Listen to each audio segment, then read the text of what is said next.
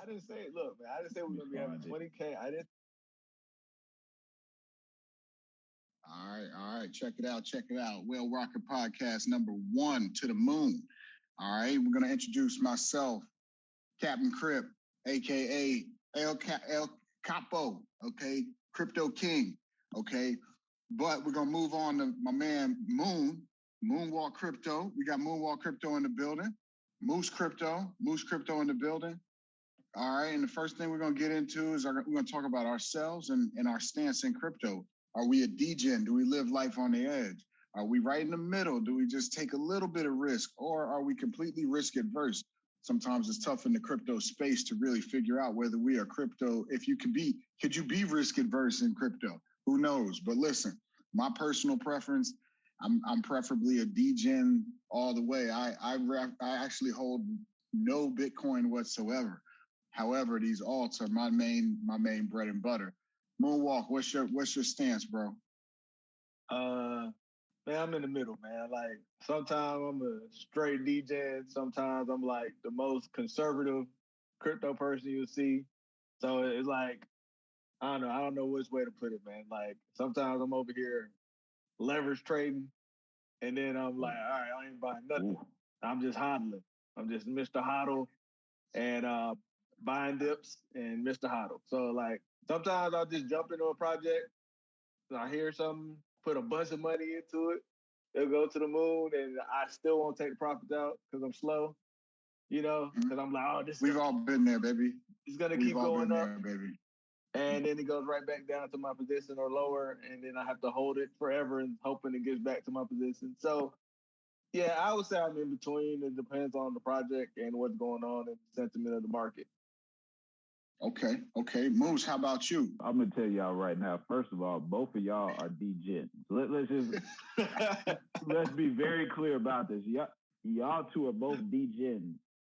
I consider myself pretty risk assertive, proactive.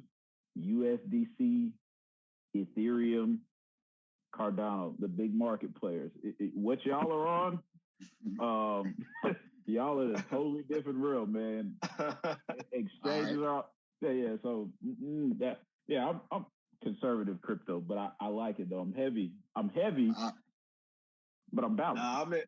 I'm definitely in the middle.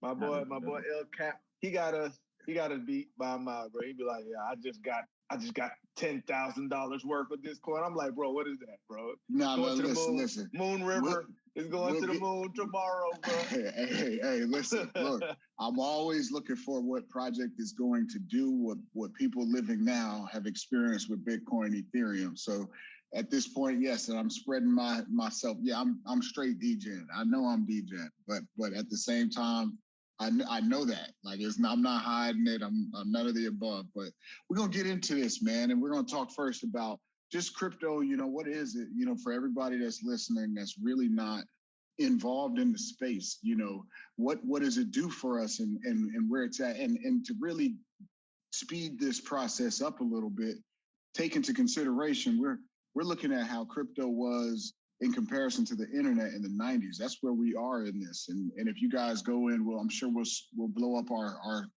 little sheet here. It tells us exactly where we are as far as crypto users in comparison to where we were with internet users this time in the 90s. So we are right now still right before the what was it, the whole 2000 and all the computers are going to crash. I mean, everybody on this phone, the whole .com era, everybody on this phone knows exactly what we're talking about with you know, everybody being concerned that the 2000s was going to knock us out and get us out here. But our real concern now is, okay, now that we've well past that, we're still early in this phase of adoption. But how does that look when you talk about the economy and where we're at today? Okay, obviously, when you look 10 years from now, would you have wanted to buy crypto today? Definitely, yes. But if you're looking 10 months from now, is today the time you want to buy crypto? And on top of that, where in the economy, how did this war impact on where we're at today? And I'll start it off with you, Moon. tell everybody, man, where you stand in the world economy. We've got famine going on. We've got the war going on. We've got quite a lot to consider as to where we're going. Are we going up or are we going down? So what do you think, Moon? It's tough, man, because it's been too many pump fakes in the market. One second you hear about the war and then it's skyrocketing, and then a week later it's dumping. Right now, right as we speak, Bitcoin is trying to get to 50K, and it's like it's crazy. You start getting this bullish sentiment, and then it could drop back down to 39K in a day. Like I don't know. Right now, that's why I said I'm in between, man. I was like, I can't. It's hard for me to just go straight up degen right now. If you put a long in, and I'm gonna go ahead and let's toss the flag on him, Miles. If you put a long in and you're trying to talk about you have nope, leverage traded. You leverage traded. No long today. He's a degen, man. Straight up. Straight up. No, I am not putting a long in. I'm still pretty bearish. Okay. I don't. So 6 months from now, are we making it to 100,000 at the end of the year? 6 months from now. By the end of the year, I think next year. I think next year. I think next year is the time. So you think that the next halving is when we're gonna see the 6-figure Bitcoin? Right. I don't think it's this year. Right. Okay, Miles, how about you, man? Where do you think it's at? I think 6 figures this year is I don't see it personally, because I just feel like 6 figures is that brings a new level of user experience to Bitcoin. And right now, I don't think there's been a buildup, particularly in North America, for it to reach $100,000 yet. Like, you got Crypto.com doing this big advertisement. Coinbase is advertising heavy. All FTX. These guys, Binance, FTX, they're going crazy, but yet and still, you can ask 10 other family members, and probably out of those 10, 2 have crypto. So I think when you're talking about $100,000 Bitcoin, I think you're looking at something like 6 or 7 out of 10 family members have Bitcoin at that point. You know what I mean? Well, just take it, and that's why I would love to take this into consideration. You know, some little points here on where we are as far as the number of internet users and the number of Bitcoin users right now. People are just recently starting to have a use case since DeFi has come into the picture last year. And I mean, it's crazy how it pales in comparison of how many millions of, we're still so early, but afterwards it's exponential growth. You know, that's where I'm looking to see a lot of the use case really go exponentially. You know, so take that into consideration when you're answering. You know, okay, 100,000 this year or next. You know, or in the next 5. Is that what you're thinking? Oh yeah, definitely. Yeah. I think you'll see $100,000 Bitcoin in the next 5 years easily. Because you got too many catalysts coming, like you said, the halving. I don't know much about the halving and stuff, but just looking at it, those seem to be big catalysts for bull shot straight up to the moon when it comes to Bitcoin and the whole market. So, and you got that coming. You think it's going to take 5 years to get there? No. I'm just saying within 5 years. It could be as early as this time next year. You know what I'm saying? It could be as early as this time next year that Bitcoin's at $100,000. Cap, what you think? Cap, you think it's going to be this year? It's happening right now. You're watching too much Rand, man. I'm just telling you. Listen, no. Listen, I'm telling you, man. You look at the charts, man. You got to look at the charts, see where you're at with the charts. Why are we the last asset to do all this popping off? It's just happening. The extended cycle is going down. I'm very into the halving, man. And I think a lot of the money that is made in crypto is predicated on how deflationary it is automatically. It's deflationary every 4 years. And then the interest rolls into the alts. It's going to happen. I think we're going to see the $100,000 definitely this year. And I mean, look, we might see an ETF in the next month. Look at how bullish Yellen was just recently when talking about Bitcoin and how it's could be a good thing for the environment. Never once has our government said anything non-negative about Bitcoin. And now it's starting to happen. Like, adoption is right before us. That's only because they found a way. They're finding a way to tax everybody on their crypto. That's the only reason. So be it. So be it. It's being bullish. So, man, but think about that, man. $100,000. If it did that in 12 months, it's almost like saying, I mean, and you have people that will do this too. They will drop $45,000 on Bitcoin right now, and I mean, you're gonna return 45,000. That's 100%. Yeah, man. It just seems pretty wild. That would be the highest gain outside of like a penny stock or like an alt crypto. No, that would be a typical that would be the traditional. It'll be the traditional stock. We're forgetting one thing though. We're forgetting about this food shortage that's coming because of the war. You gotta look at the fact that Russia exports most of our fertilizer, and we're not gonna be able to get that. So not just no bullish sentiments, but the fact that people can't get food, and Biden just said over the weekend that beware, food shortages are coming. So people ain't gonna be able to eat. They ain't gonna be buying crypto. I don't know, man. People. I don't know, man. Like crypto, that's what Bitcoin just. It seems to be its own catalyst, man. It just the worse the world gets, it almost seems like Bitcoin thrives in these times. Yeah, I would have thought Bitcoin. Bitcoin goes down when things go bad. It does initially. It does initially. I think when inflation hits, Bitcoin rallies. When Bitcoin in inflation goes hand in hand. And if you're talking about a shortage, doesn't go hand in hand. Yeah, but inflation's inflation. Whether you talk about monetary, the value of goods or the value of services or the value of what I need to put in my mouth, Bitcoin is a hedge against inflation. Because inflation is going to happen. Where are people going to put their money? That's a tough one, man.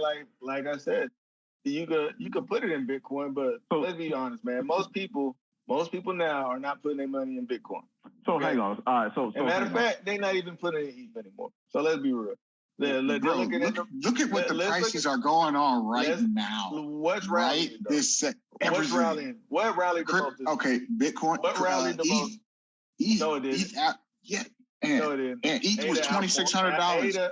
ADA outperformed ETH. ADA was at 80 cents, bro. I hear you, but ADA got knocked down from $2 into almost $3. You just asked this week, bro. What are you talking about? What are you talking about? $2? We didn't have $2. Okay, ADA. Yeah, but you said what's outperforming, right? ADA rallied this week. Outperformed everything this week. ADA outperformed just about everything. That on the top 100. ADA did. XRP too. XRP was moving too. Indeed. And listen. To keep this moving. Why? All the new people coming in is like, I can't afford no 45K Bitcoin or no $3,500 ETH. So they're going to other coins, bro. All right. So for the last minute of this, real quick, Miles, I'll let you start it off since you didn't get a chance to really elaborate on the last minute of this particular topic. Tell us, what do you think overall? You get the last final thought, man. I mean, based on everything we just talked about, where are you at mentally with where the market's going this year? Last final thought, man, with the market this year. I think you're going to see, I think you will see a big recovery. And I think in that recovery, you will see individuals who are new to crypto take that recovery and say, oh man, this is a bull run. This is fun. I like crypto. And you're going to usher in a new wave of retail investors into crypto. That's what I think. And I think you said recovery to what? Hang on, let him finish. He's got 20 more seconds. Just let him finish. A recovery into this time last year where the market was at its all-time high. The market was basically at its all-time high. This time, triple top? I don't think we're going to triple top. I just think, I think we'll recover. I think we will be back to where the market was this time last year. So it's going to look like 30 and 40% gains to some of these new guys. To me and you, Cardano getting back to $2.50 is like, oh man, that's excellent, but it's been there before. for somebody who just bought last week, $2.50, they're going to lose their mind. They're going to be talking about that. So that's what I feel. That's the sentiment you will have come this time. I would say probably by the end of this year. That's the sentiment I think you'll have. Go ahead. How about you, man?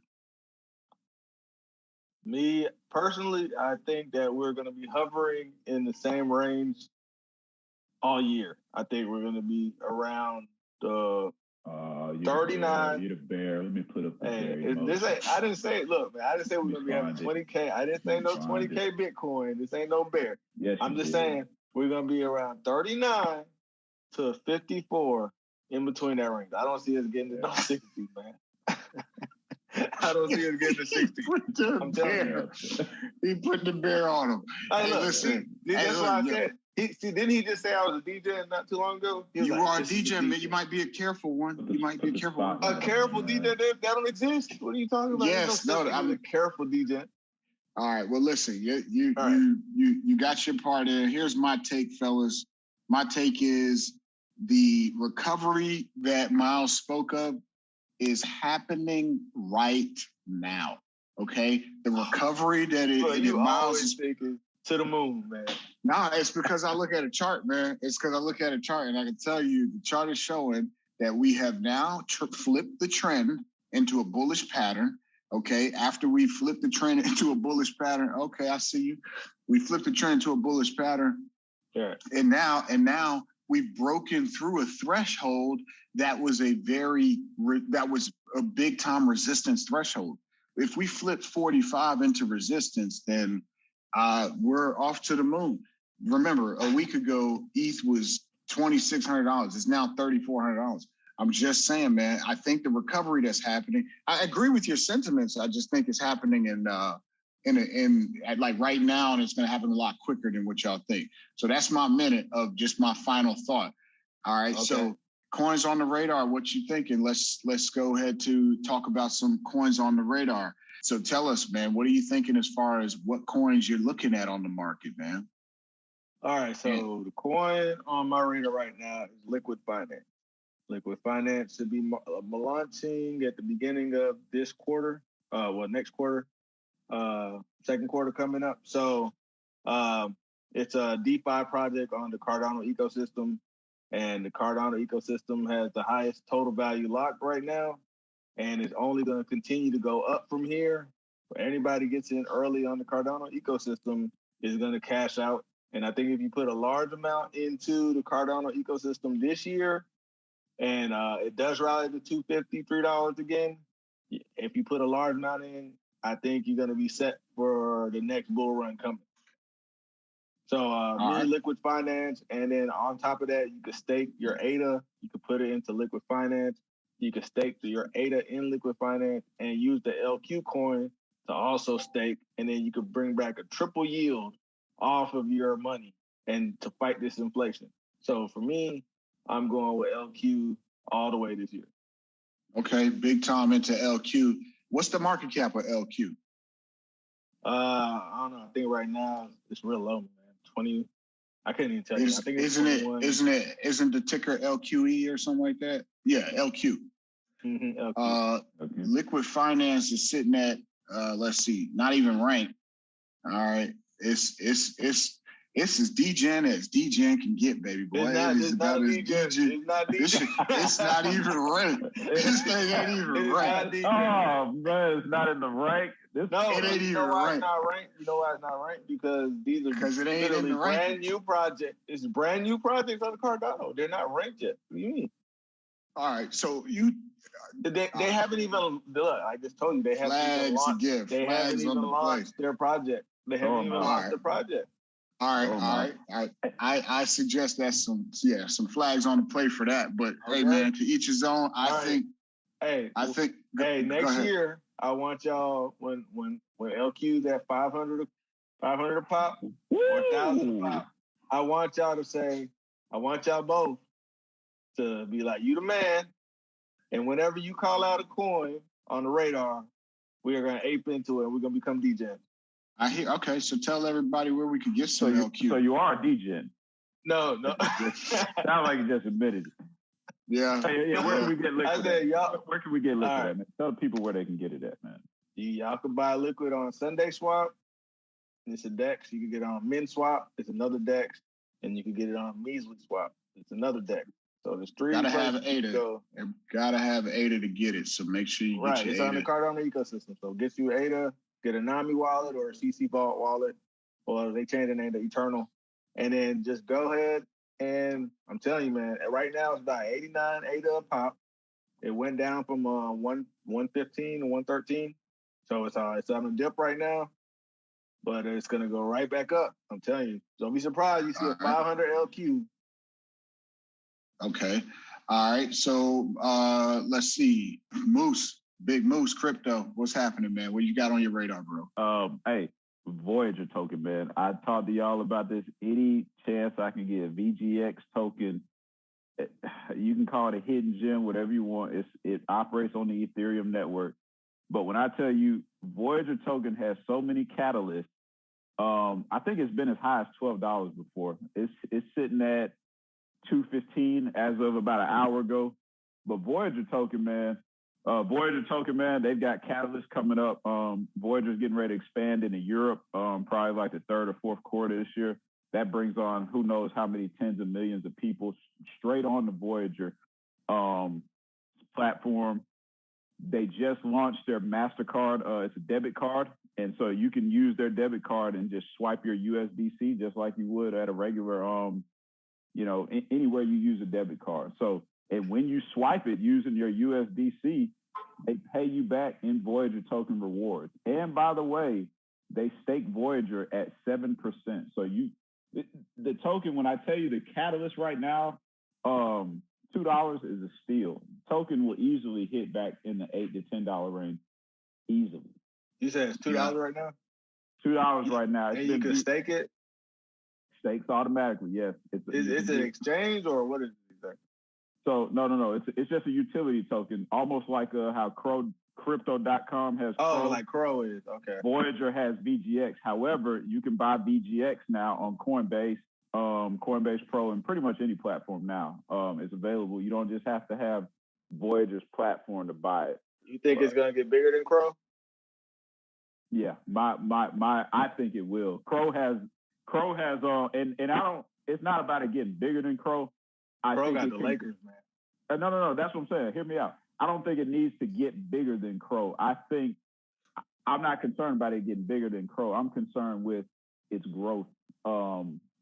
Strictly its growth. Right now, that's almost like saying, can McDonald's get bigger than Burger King or Burger King bigger than McDonald's? Like, they coexist. And that's exactly what I expect with Voyager token, Crow's token. Exodus has its own token. Exodus, by the way, just launched the stock too, man.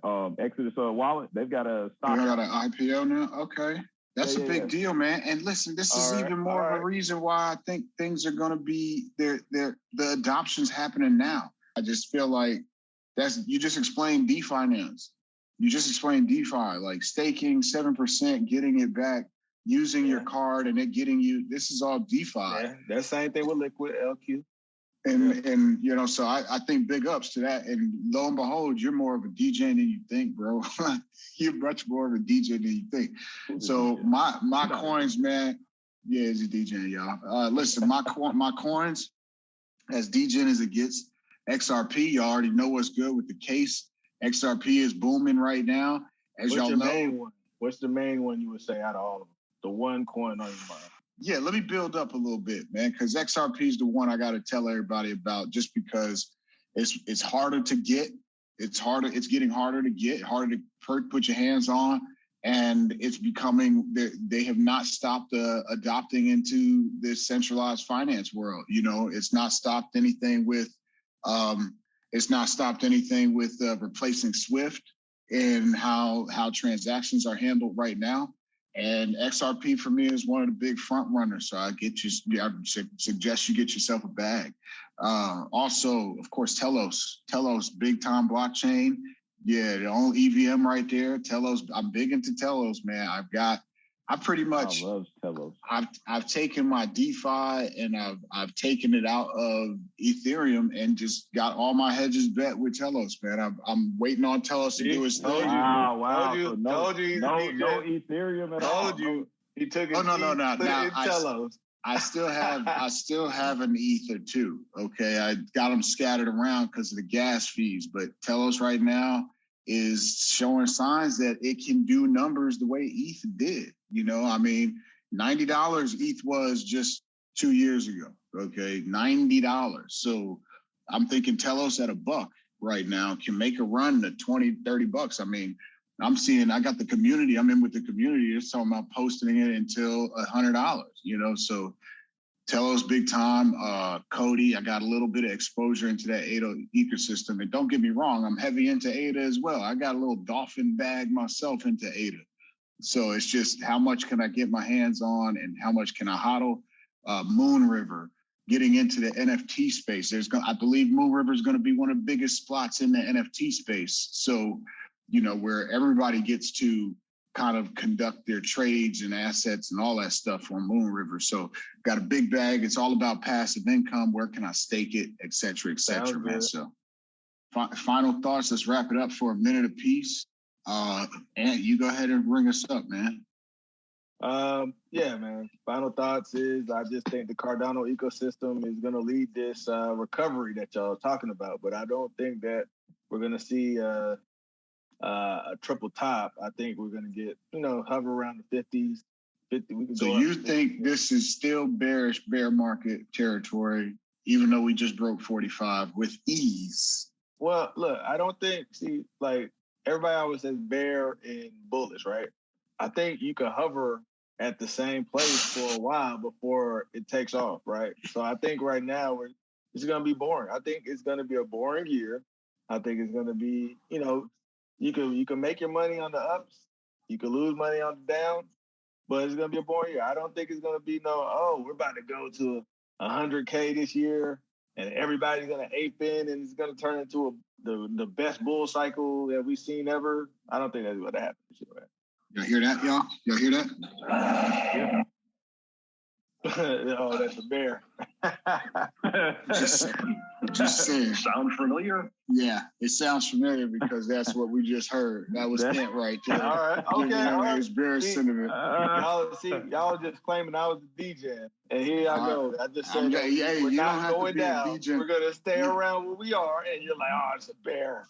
Nah, you don't have to be a degen and be and not be bearish, man. You can still be a degen as long as you're not holding. Pretty much a degen is if you're not holding Bitcoin, you're holding alts.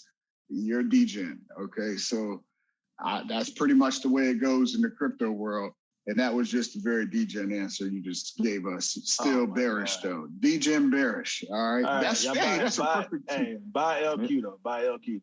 By LQ. What about you? What about you, man? Bearish degen. And with the plug on LQ. Hey, I'm just gonna be real quick, man. I'm going bull, man. I'm not a degen, but I'm going bull, man. Wide open. I'm going bull. Stake. Year of recovery. I would call this the year of recovery. Stake. That's bears. Bears like to stake because we trying to get as much as we could for when the real bull run comes. What are you talking about? So how about you just go all in right now? Since y'all such bulls, go ahead and go all in. I thought about it, man. What are you talking about? I thought about it. You can be a bull and still have risk aversion, man. You don't have to be crazy to be a bull. Yeah. Man, see, that's why y'all call me DJ. Because if I am bullish, I am going all in, bro. Man, you could be a bearish degen.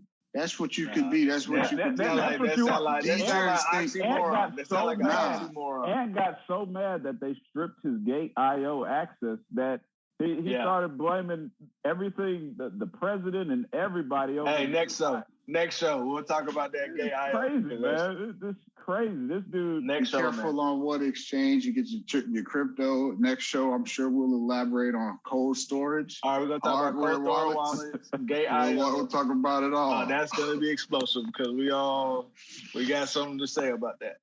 No doubt, man. Hey, well, y'all be good, man. Hey, man, for the next time for the show, Captain Crip, I'm out. All right, one for the home team. All right, Whale Rockets, #1, out. You stole my heart of gold after my silver soul. Can you dig any deeper now? I gave you all I own, put you on this golden throne, but I'm a little stronger now. Right now, chilled apes or chilled Kongs. I don't know, man. It's too many apes. It's the Bored Apes. Too many monkeys. All right, people holding Bored Apes, they just received a total of, like, just for holding the Bored Apes, they got 90 grand just airdropped to them just for one Bored Ape. My man, Journey Crypto has 100 Bored Apes. All right, so just throwing it up there. We got Shiba, who's up and up on the rise. We got Snoop Dogg and of course the Cardano NFTs. All right, so everybody knows about Snoop in the Cardano world going now now. And then of course we got that, man. Of course, the rug pull and the Will Smith token, that slap heard across the world, got the rug pull going. So let's start this thing off. Moon, what's your take on which is the community that's going to prevail? All right, man. Really, Snoop Dogg being on the Cardano ecosystem is crazy. And I think we should just go ahead and check out that commercial. Hey, Champ, I've been checking out that Cardano, and this Web3 stuff is exciting to me. Yeah, they got some cool claymations, too. Oh, shit. That's my music.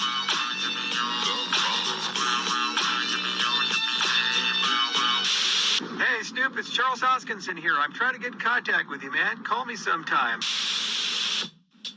Let's hook it up.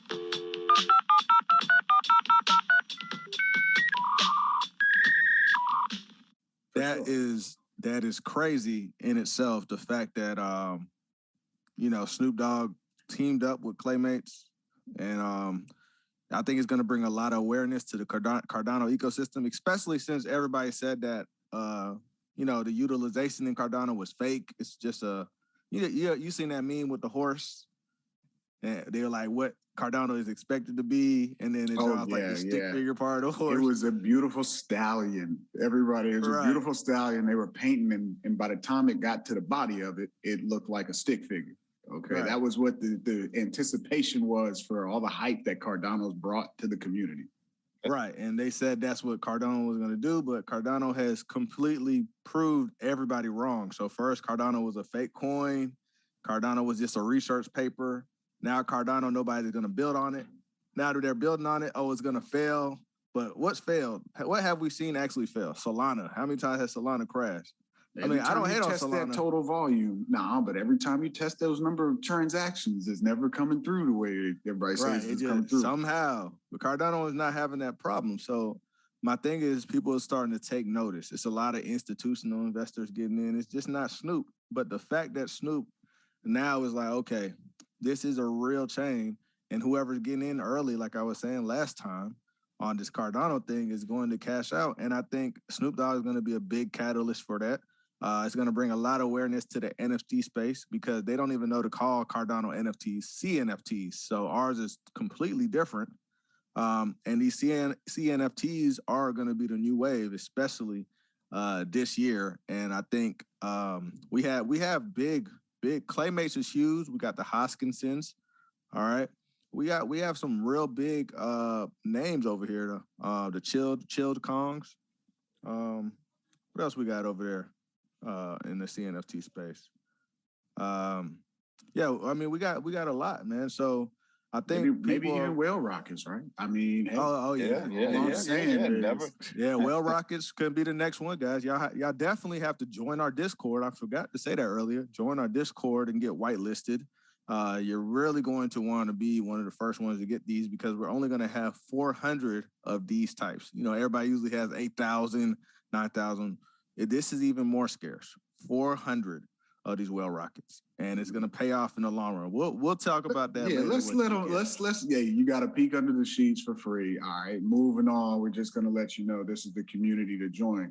The community tokens, they just seem to be booming. Moose, what do you feel? How do you feel about these community tokens? I know these are very risky, Oh, no doubt, man. So like the community tokens, I just think that's each different community's way of saying, hey, we've arrived and take us a little bit serious. Obviously, there are ways for these different communities to raise capital for their projects and for their research teams. So, I don't have a problem with the individual tokens, man. I used to question them. But the biggest thing with a lot of these community tokens, these governance style tokens, just do your research on them, man. That's the biggest thing. BYOR. I cannot agree more. What do you think Snoop Dogg's impact on Cardano could be, Miles? So, man, I'm gonna be honest, man. When I first saw it, I felt a little sketchy about it, man. I said, man, you know me, I've always and I'm heavy on Cardano. It's my heaviest bag. But I've always been a big skeptic of Charles Hoskins. He just looks like a scammy type of guy. Oh my God. Bro, how is that the biggest bag that you got? And then you say this is the sketchiest guy in crypto. How are you doing this, bro? Tell me how that works, man. Initially, I thought he was sketchy. However, okay, say that. Say initially, because it sounds like you're saying right now. As time has gone on, I've learned to somewhat realize Charles Hoskins, and he is that nerd that's in the classroom that he sits over there and you make fun of him all year long, and he shows up at the end of the year with a 104 grade in the class. That's him. No. Charles ends up at the end of the year with the hottest girl going to prom with him. Well, listen, remember when Cardano was at like 80 cents, 78 cents, okay, when that was happening, a lot of FUD came out about Charles Hoskinson, and a lot of such, I guess more so just overall FUD with his degrees that he's attained and everything that he's got. It seems to happen right when it's at max pay, when the price is at max paying, and then next thing you know, we're at $1.20, which is where it's at this as of right now, is at $1.20. So, right. I just DCAN. I mean that. We got to let the community know where we're getting these tokens and what we need to really think of here about them, but. DCAN, go on Coinbase, get your Cardano, drop it in there, put it in a wallet. DCA means dollar cost average. We're going to have a lot of new people not knowing what we're talking about. Yes, so DCA means dollar cost average. And tell them what dollar cost averaging is real quick, Kyle. All right. So dollar cost averaging means that anytime, if you're on a regimen, you're buying and you're just buying consistently. If you've got $50 to go at it, every week you're buying $50 or every month you're buying $50. There's no rules on how much you can dollar cost average. It just allows you to accumulate no matter what the price is. Every big financial institution that's getting into this game or that has invested ever is dollar cost averaging into their projects so that they have a average price over a span of time of purchases. So you buy a little now, you buy a little when it's 60 cents, you buy a little when it's 30 cents, you buy a little when it's $1.20. It's all in about the long game here. So it's a safe way, like Miles likes it, right? Absolutely. Not like you crazy degenerates. But listen, hey, Kyle, what do you think about Cardano? Snoop. Listen. So the Cardano and Snoop merger, first and foremost, initially I thought it was just Charles Hoskinson gets to meet Snoop Dogg, so he's all happy about this thing, and he's he's shilling it out. But after looking and doing some research, going on playnation.io/baked, the link will be in the description below, but we'll also post a video somewhere in where Snoop is digging Cardano. I mean, there's no doubt about it. Him and his boy is just smoking a clay spliff, talking about Cardano as claymates. So how do I feel about it? Man, it feels like, one hand, 20% of me has got that FOMO, like, oh my God, is this happening to Cardano right now? Is this the next leg up for Cardano? When Michael Saylor said something about Bitcoin, what happened? All right. And Snoop is a household name. He is a very household name. It's just bullish on the brand. And it's giving him first mover advantage. Okay, so what's crazy about it, it kind of legitimizes it, even though it shouldn't. But people that don't know anything about crypto, it's like, well, this celebrity is getting in on it. And real quick, because I know we're about to go to the next topic, but what do y'all think about that? Because I see Ashanti getting in on the NFT, first female Yeah, I saw NFT that owner. too. I like, do you think it's a cash grab? Because I get kind of skeptical, like y'all saying, you think they're just getting in as a cash grab? You think they have the best intentions for crypto to get adopted by everybody? They just like, man, NFTs are hers money. Let me just try to get in on it. What you Look think? at who is getting in on the NFTs though. Just look at who's getting in. You got Snoop. A lot of rappers. But look, we're talking about seasoned rappers that don't really need a cash grab. They see the next thing is this is where entertainment and the infrastructure of how people are going to get residual income off of their creation. Absolutely. This is them seeing that as the new wave, right? So yeah. I can see artists needing NFTs to move forward, and it might. I don't think labels would like it in the long run. We could essentially have what Prince was trying to get from the get-go, what Michael Jackson was fighting for. Like, they have complete control of their music, and they get royalties anytime that NFT is sent out. NFTs are so much more than pixels and JPEGs, right? We can use these for deeds, agreements, contracts, anything that could show ownership or something. That's crazy. And that's the right now we're only seeing the use case as digital art, which ironically some of this and digital music, art because Lupe put they're getting in on the NFTs and they're selling their their digital assets, but at the same time, you'll always passively get income if you're selling it this way, and they see that. What about this idea? Artists are going to be selling NFTs at their concerts. You know how you could buy their merch? That's going to be part of the merch. Like, you just scan a barcode. You just scan your phone. It's connected to the blockchain, crazy. Man. It's insane, connected man. To your wallet, yeah, man. So, all right, perfect. I think that's a good way to segue into the next topic for the people, man. We're looking at how the government. We talked last week about the government and how they are. Are they protecting you or are they keeping you from crypto? How are they handling things? We know about the EU sanctions, okay, or not the sanctions, excuse me, requiring KYC for non-custodial wallets. Let me just let everybody know what that means real quick, okay? The beauty of crypto is it's to protect your money, okay? When you have exchanges that now have to KYC before they can deposit to a wallet, which means the government is aware of who's getting what money, and not only is the government aware, but the people that hack and everybody's now going to see that it's centralized, which again is the whole purpose of crypto, is decentralizing it to allow for people the people to make up the brand.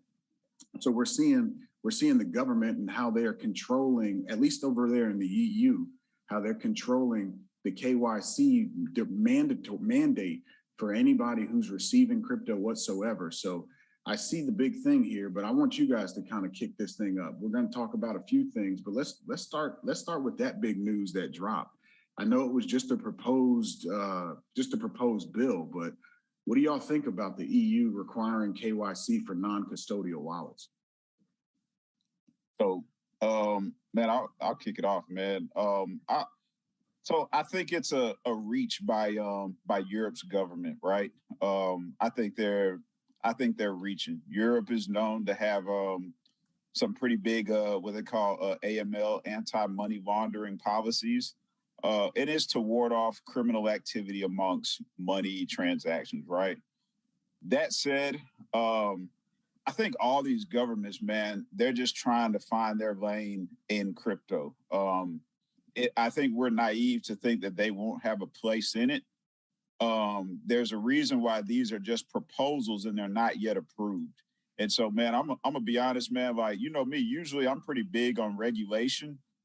I think the key kicker with this is that they're specifically talking about, what they refer to as custodial wallets. So they want to know that they're trying to get those transactions that don't have any ties to them, right? Like if you've got I think there's legitimacy for that. I don't know that this is the route to go. Maybe there's another balance. And man, Brian Armstrong, Coinbase they spoke out against it, man, and they are one of, if not the heaviest crypto player. I mean, the most regulated. Oh man, bro, they posted a link. Brian Armstrong posted a link on his Twitter, basically where you can go and vote against it. And like, man, I think it's a little bit of a reach. I think it's just Europe's government trying to find their lane. I don't think it'll pass. And if it does, I don't know that it immediately cripples anything. It just means more reporting metrics for the crypto exchanges, but it does eat at the fabric of what crypto is, which is decentralization, man. So I'm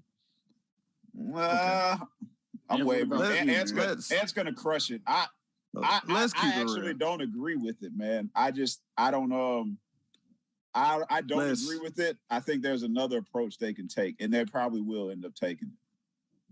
All right, let's keep this thing 100. All right. The government is not your friend. They are not doing things for your benefit. They always phrase it in that way and say, this is to protect you. There is no protection in literally dismantling the core of crypto, which is self-governance. That's the whole point. You protect yourself, you protect your private keys, you protect your money. It is your crypto. Everybody's been babysitted their whole damn life that they don't know how to operate outside of a bank that could stop your money anytime they feel like. That's what's going on. We saw with Ukraine, what just happened. They were like, hey, you can only take out, how much was it, $50?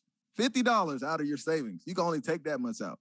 So if we're tired of doing that, the government understands that people, if they had a better option, they would quickly run over to crypto.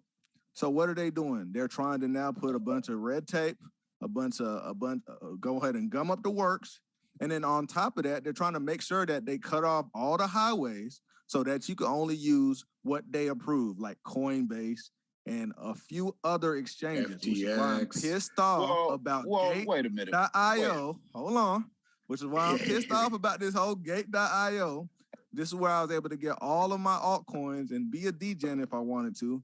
But now, somehow they're protecting me from my own self because I'm an idiot. They treat you like you're a toddler, like you don't know what the hell you're doing, and they know better than me, but they don't even know what the hell an NFT is. How the hell does that work, bro? How are you telling me how crypto works, and you over here trying to pass bills that would literally kill crypto? Remember when they was trying to do that KYC, know your customer, earlier this year, and everybody had to go up there and write to their senators and write to their House of Representative members and tell them like, hey, this literally is impossible to get KYC on everybody, especially for decentralized exchanges. They don't even know what the hell a DEX is. So how are you going to put KYC on a DEX? That's stupid. But let's break the proposals down, right? They don't even know what they're doing, Miles. Well, hang on. So they specifically, there's detail to the proposal. They specifically are concerned with unauthorized transactions coming into, for instance, your Coinbase exchange account. So if I send you money from my ledger, my nano ledger, to your Coinbase account, all they want to know is, why does that matter to them? Well, because I could be sending you washed drug money, man. Are they not doing that? Miles, flag on the play. Are they not doing that before crypto, bro? Have they not been washing their money and sending the money illegally through shell companies before crypto? Look, they're the government. That's what they do, man. Let me get this in real quick. First and foremost, let's make this clear. KYC, know your customer. This was used as a means to allow the government to be well aware of who's using these exchanges. So earlier this year or last year, many exchanges required every user to KYC. Now, real quick, let's nip this in the bud. The best way to launder money is cash, okay? The cash dollar. It is not crypto. It is not any of this stuff the best way to do it is telling me the blockchain that records everything You're telling me everything. It shows you every hand it went to, and you're telling me cash isn't better than that, and we got to regulate crypto. Let me segue into the other problem I see with this point. All right. Well, you know, if I wanted to give my mom some money, right, and I wanted to send her, you know, from my ledger to my Trezor to her ledger, you're telling me the government has to know that, and you're telling me that now she's got a KYC with her ledger just for having received money from me. That's like how that crazy is it is. that is nuts. Okay, so here's what I think, man. I think that the government over there, the EU, they are pushing to start their negotiations with ridiculous regulations like that. Okay, hey, I think we're changing Miles' mind because when they do this, okay, and they're trying to push this, they're expecting to settle with somewhere 50% less than what the rigorous push that they're trying to do right now. So I think this is the attempt, but as you can see, the markets have rallied and they have not looked at this. I would have thought something like this would be extremely bearish. Bro, they just want a way to take your money, bro. That's it. Guys, no. Let's keep it real. Let's be honest. Let's take this into perspective, right?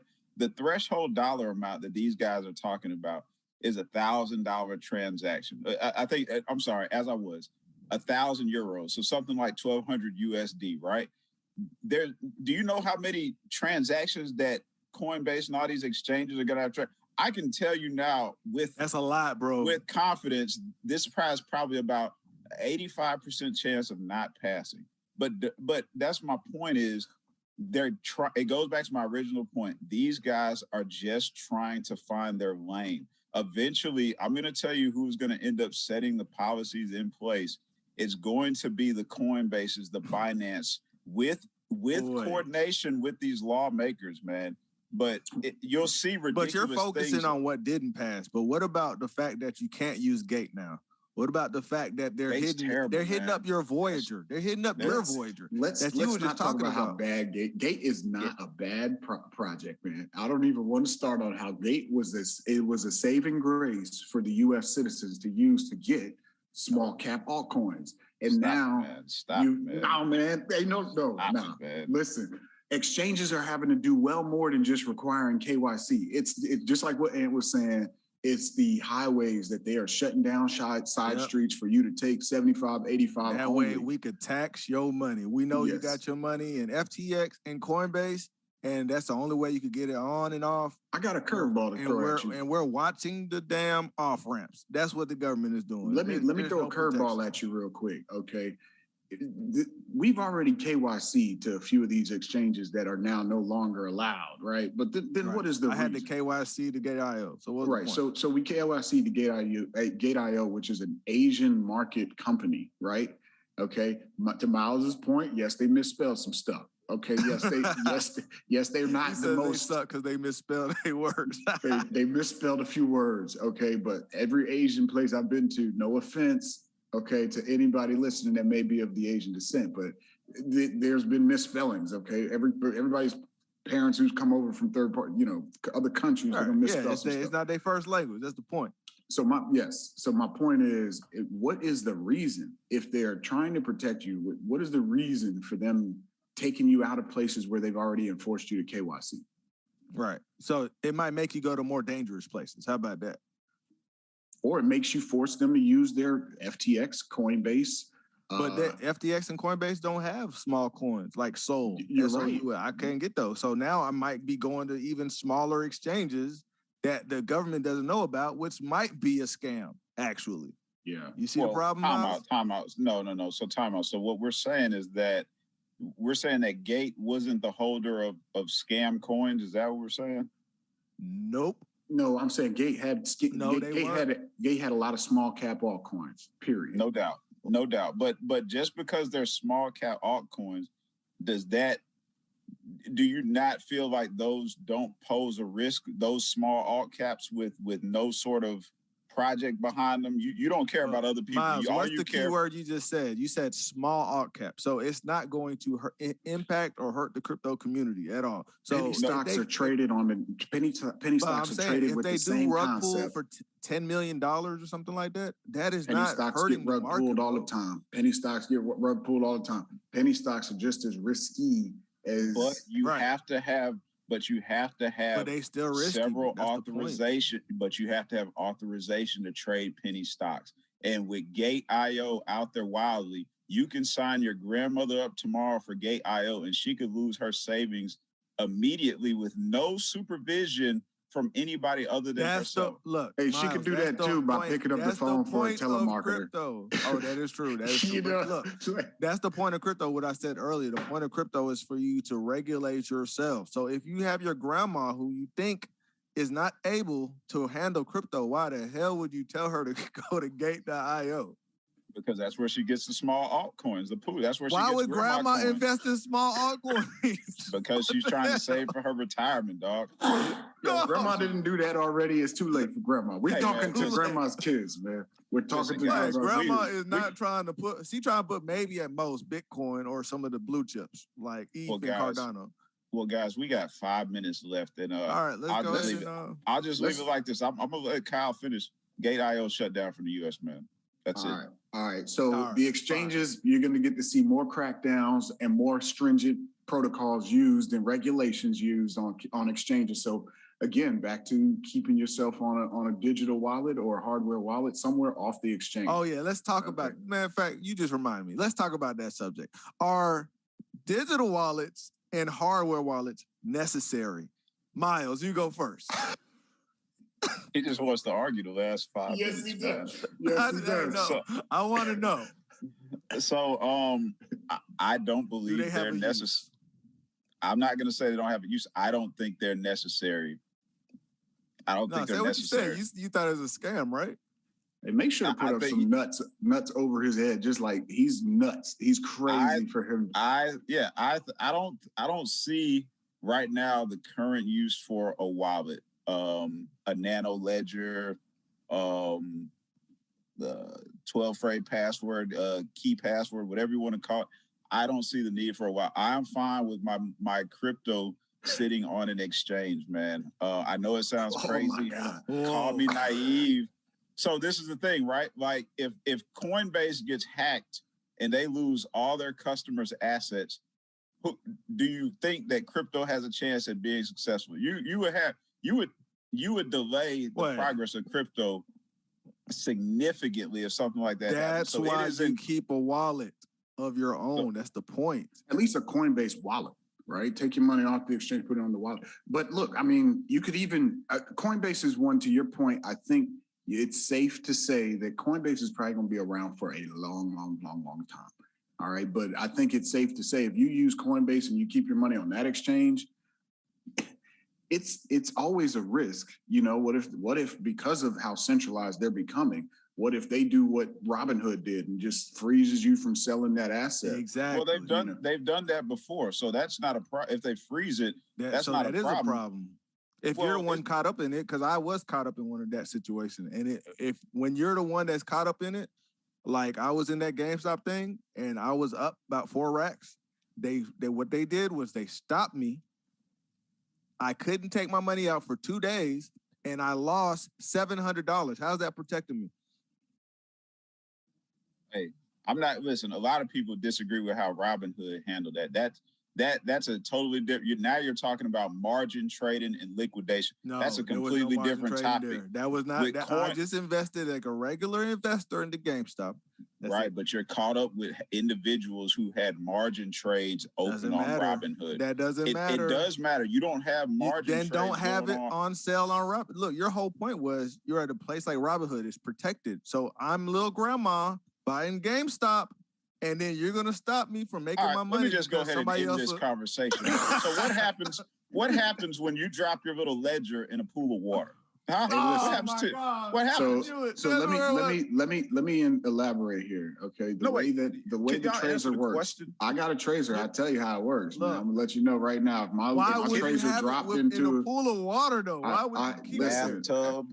Why All right, would you if put it in mine the drops, bathtub? I have my secret phrase, okay, that I've got marked in a couple locations that in the event something happens, I could tell Trezor I need another one and I'm going to recover using my seed phrase, all of my funds and assets just by the seed phrase. If somebody tries to take all of my money by whatever, I can, it's in So my you're head. saying- It's so it's you're in my saying- head. left, guys. So wait a minute, time for out. this So show. you're telling me if you have your crypto on a hardware ledger USB, it's you still have access to it in a cloud somewhere?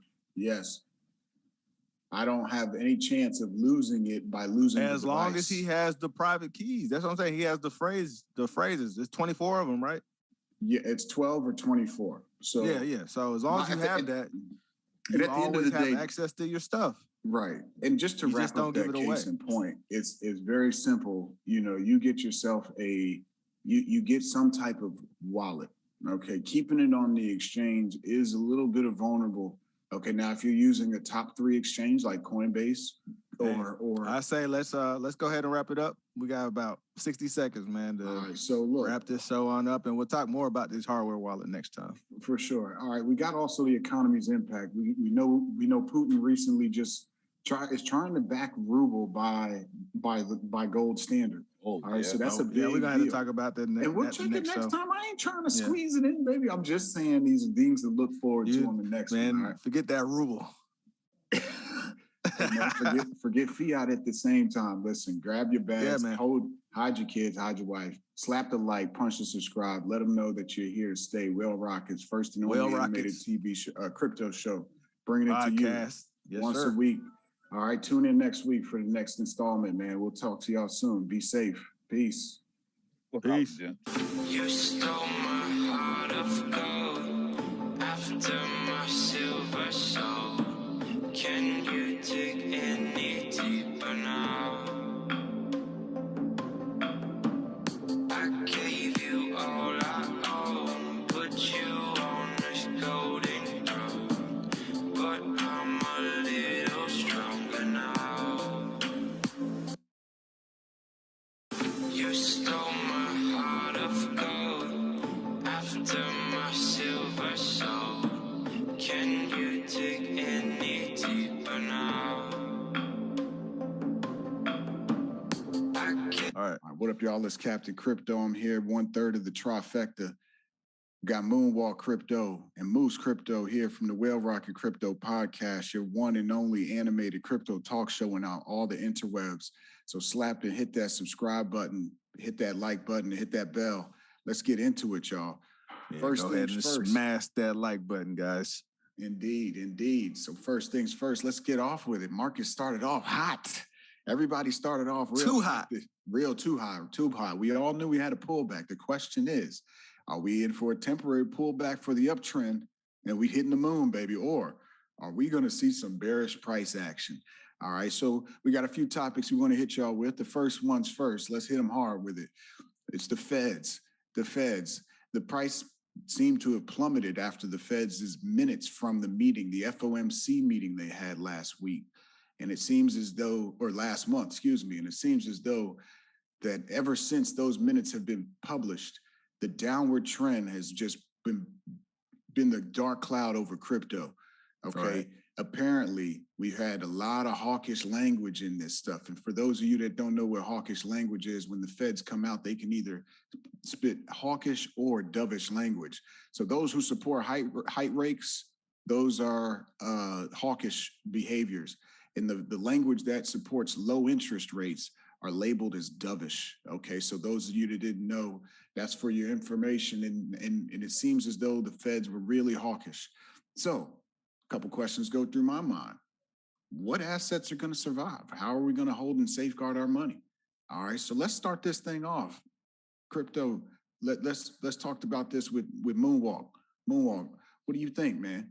Here we are. I think that what the Feds are doing is in response to they say they're trying to stop this inflation that's going on, right? So the best way to do that is increase interest rates, which will slow down companies from buying, right? And it will also slow down consumers people like buying houses and all that, it'll slow them down as well, right? So pretty much in a nutshell, we're trying to stop these bubbles, right?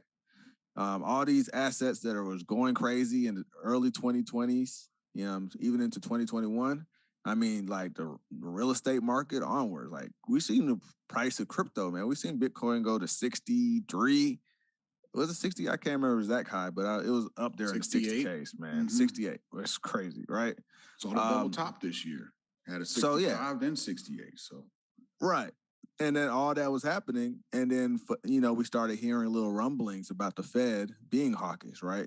Going and saying, hey, we're about to slowly. And first they said slowly, right? But 1% interest is a major difference. I know 1% sounds small to a lot of people, but it is a major difference, right?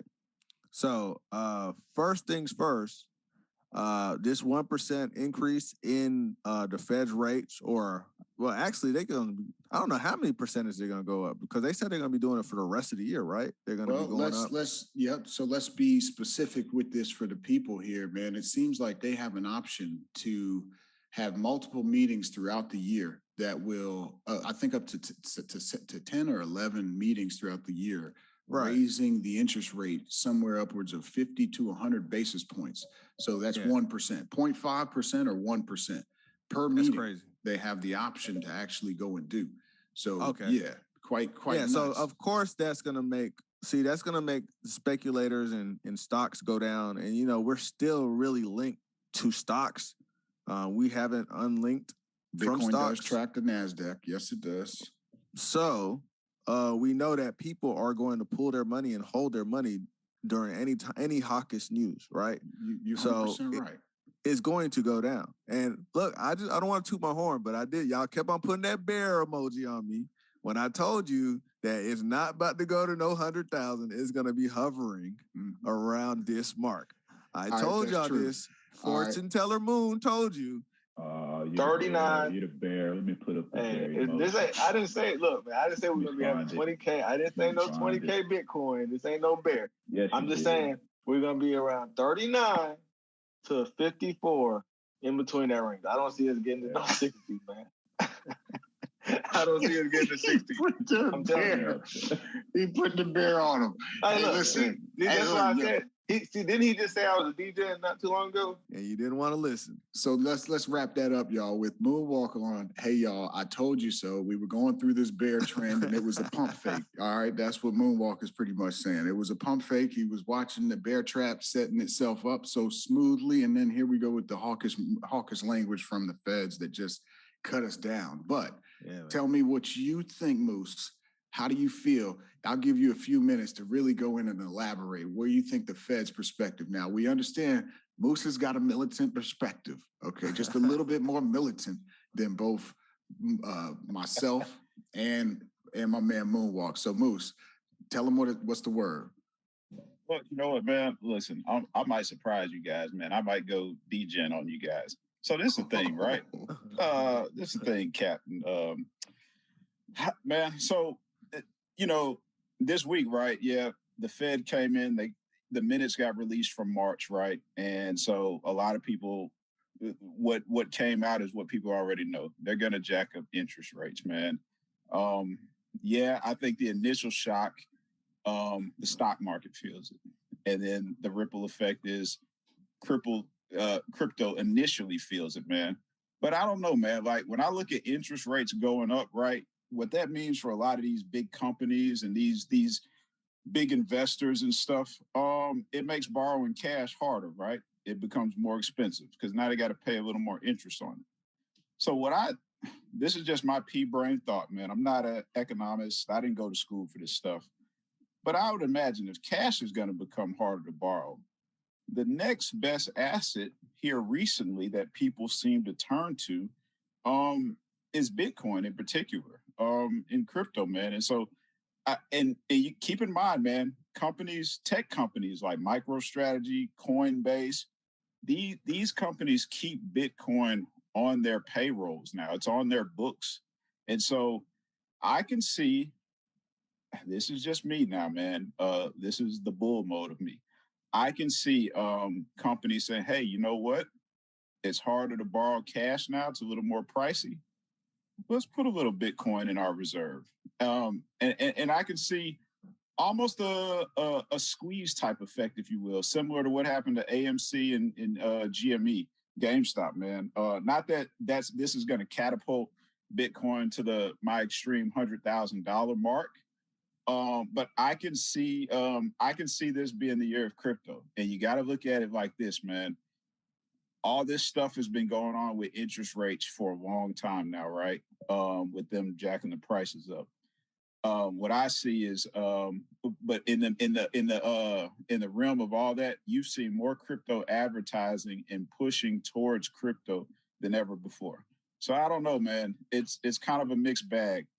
I'm gonna lean towards I'm gonna lean towards the hawkishness, all this high interest rate increase. I think it's a good thing for crypto here in the mid to short term.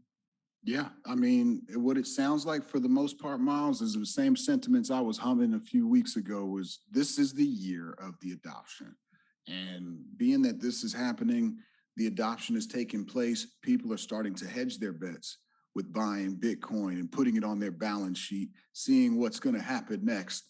Okay, and just buying a little bit. If everybody were to just buy a little bit, our market cap would be in the trillions. Right now, we've got what, 2 trillion in? I mean, Moon, we got 2 trillion. And if all the companies just put 1% of their assets into Bitcoin, we would have a multi-trillion-dollar and it'd be market crazy here. So perfect analogy. I'm gonna give you my 2 cents, man, on this whole thing. I genuinely feel like, the Feds, this whole meeting, yes, it's hawkish, but just for them to even be discussing it is a bullish move for Bitcoin. The president knows about Bitcoin. All these countries are trying to adopt Bitcoin. All of this stuff is just good. Regulation, man. It's regulation. It's good for Bitcoin. It's letting you know it's adopting, and hopefully you get on this train. I think like you said, man, everything is harder to borrow cash. The housing market is going to be the last market that's going to suffer. And I say that because, like you mentioned, interest rates are going to go up, just like this conversation from the Fed said. The stocks are going to take the first immediate hit. Crypto is going to take next immediate hit. And then the housing market's going to be last. And the housing market is last because month over month, they're just going to drop the price a little bit and then a little bit. It's not until 6 months down the line they realize they should have jacked that price down 6 months ago. So that's what's going to happen. And what I see personally is the collapse of the dollar. I mean, you see the inflation going. I know. Hey, yeah, bro. Wait, this year? No, not necessarily this year. This is the beginning. Okay, this is yeah. Hey, I mean, it started when when we started printing all that money. Exactly, you see the money supply? Did money you see that chart? It looks like a giraffe's neck. Okay, right. The money supply, and the chart looks like a giraffe's neck. Okay? That's what started the collapse. It started it, and people are not necessarily panicked, just like they weren't panicked in 2008 when the housing market crashed. Life looks normal because, hey, man, stocks seem to be going up. Well, they're only going up because your buying power with the dollar is going down. So my perspective is that's true. The collapse of the dollar is kind of happening right before you. It's again, we're rolling on that 100-year mark where no fiat currency has ever really surpassed 100 years, which is why gold and silver, these commodities have lasted so long. So that's my 2 cents, man. I think that the best way we can get into this is to safeguard our money, staking it, making it earn passively, because it may hurt seeing the price go down 30 points to tomorrow, 30%, 40%, hell, even 60, 70%. But if it's going to be up 750% in the next 2 years, okay, would you swallow that pill a little bit better? So that's my 2 cents on that topic, man. And as we kind of go into the next few things, I want y'all to think about that too. What assets do y'all think will survive the bear market? Are you holding on to your blue chips? Are you just holding on to your Bitcoin and calling it a day? I personally don't think that there's a right or wrong. as long as you're prepared, as you're doing your investing and your research, you're prepared to look into these projects and put your money where your mouth is, okay? And if you're going to hold an asset that's going to be around for 5, 10 years, then be prepared to hold it that long. Don't be upset when it goes down 70, 80% tomorrow. Okay, if you think it's going to survive, let it survive. So, y'all agree? What do y'all think? Yeah. I think the best thing you could do is if, crypto wise, if you're gonna get something with a big market cap, because that's the ones that will survive through a bear market. I would not play with the anything new. Just putting a lot of your money into something new, hoping that it'll go to the moon. The time for the Doge coins and the SIBAs at right now, I don't think is something that you will want to put your money into. I think you might want to go to Ethereum, Bitcoin, Cardano, tell the people about Luna. The market cap, man. Tell the people about market cap. Let them know what they don't want to just buy a 2-cent coin thinking, oh, it's going to hit Bitcoin numbers. Like that's not possible, bro. So make sure they know, man, market cap, how that works. Yeah, so the market cap, it's basically in comparison to the supply that is out there. So Bitcoin is scarce, right? So you have a finite amount, and it's a smaller amount of Bitcoin as opposed to like let's say stellar lumens, right? I think there's like billions of stellar lumens you could get. So that's why they have like 20 cents, 30 cents price mark, whereas Bitcoin is only a few million, 21 million. Like that. So that's why you have a $40,000 price. So in comparison to the market cap is huge. You want to be involved in something in this time with a big market cap. Just in case there's people that sell off, you might have enough that sell off, but it won't hurt so much because not everybody inside of there is going to sell off. In comparison to a market cap, which is only 10 million, people panic and then your price is going to plummet really quickly. So you want to get into something that has a lot bigger market cap than normal. Higher market cap means more of a safer option. Okay, in a nutshell, Bitcoin is the largest market cap, Ethereum second largest, altcoins kind of all fall into a whole separate category. I think Binance third right now. So don't just look at the market cap to confirm if it's good or not, because there's some, like you said, Shiba, who might be in a nice little rug pool. So, Moose, what you feeling, man? Wrapping this up before we go on to the next topic. What you think? Final thoughts. Yeah, man, I'll keep it. I'll touch on the safeguarding crypto, man. Hey, I would say this, man. There's lots of things out there: hot wallets, cold wallets. Do your research on these types of products. I'm not a big wallet guy. I'm comfortable with an exchange, right? The exchanges have wallets on your behalf. But when you pick an exchange, try to do some research and see how many active users. I would say if it's, a platform like a Coinbase or anything that has, 1 million plus users, your crypto will be safe there. They have your best interest because they have millions of people's crypto at stake. Right. So my bad, man. Just moving to the next topic. Just trying to stay in there within this time frame, y'all.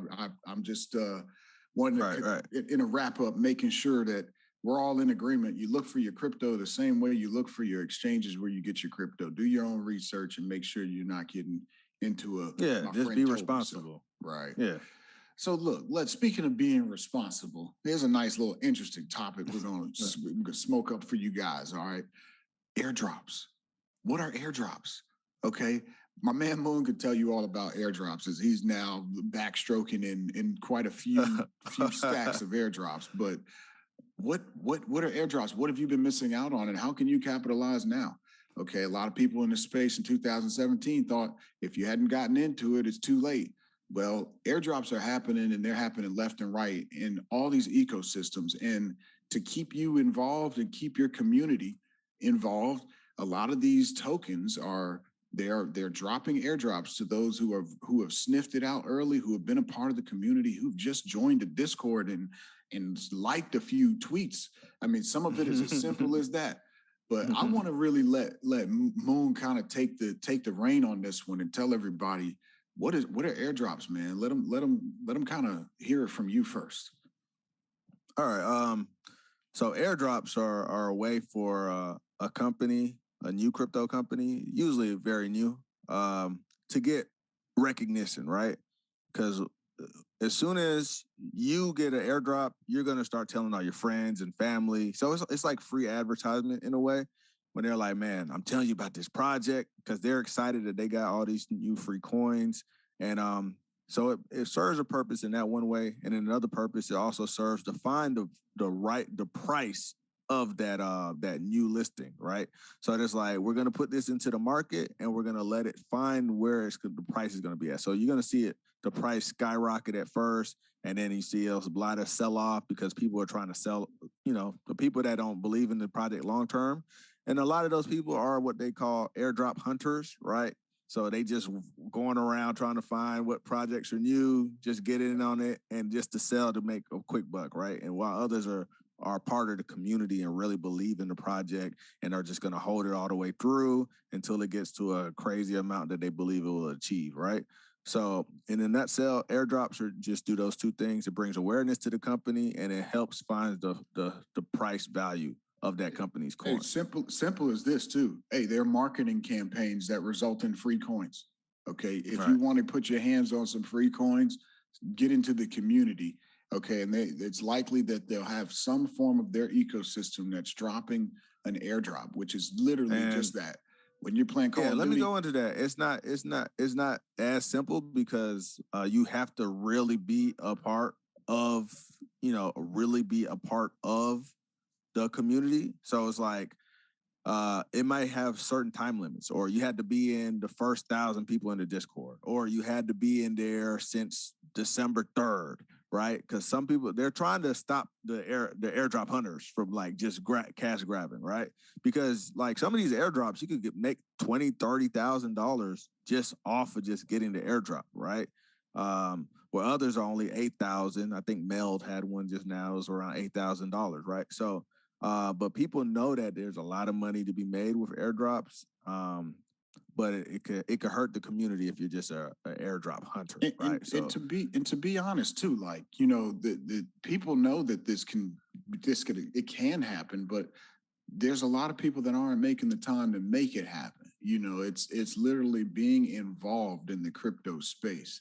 That's the number one way to get involved with airdrops. Now we'll drop in the link description below a nice, cool Google Sheet for you guys to use, which I've cherry picked off of and seen what it can do. I mean, I've got a couple $100. It's not changing my life, but hey, I didn't have to do much more than just be a part of that community. So now, before you tell them any more, Moon, bro, scams. All right, my brother, many people, everybody knows somebody who's been scammed in this space. Okay. Mm-hmm. Do never give your private key away. Let Moose talk about that one. I know Please you want to talk about this. Scammed. Talk about it, bro. Listen, hey, Captain Moon. I'm glad y'all know my heart, right? Because I'm going in the opposite direction on this, man. I'm anti-airdrop, right? And listen, they're beautiful, right? They're a promotion tool. They're great. Anti-free money. If you free money, I'm very anti-free money. Listen, I'm gonna read you guys. I'm gonna read you guys a headline. Twitter scam uses verified accounts to steal $1 million in fake ApeCoin airdrop. Listen, guys, airdrops, they're great if you can get in them. Even better if you can navigate them. I have tried on my end, and I consider myself a solidly technical guy, right? A lot of times the instructions are sent to you in Microsoft Excel sheets. Like Captain said, and what Moon alluded to, man, you have to be part of these communities. You have to be very, very intentional with these airdrops. You can benefit from them. However, I would never, ever, ever, ever recommend an airdrop for a first-time beginner crypto person. If you're just getting into crypto, tread lightly. Airdrops are linked to so many phishing scams. They're the number one target of scams across crypto, across the board. Moose, I agree with you. Let them know what phishing is, though. So all right. So for those that don't know phishing, right? So phishing, not like fishing, like catching a fish, right? But similar, right? So phishing can be anything, man.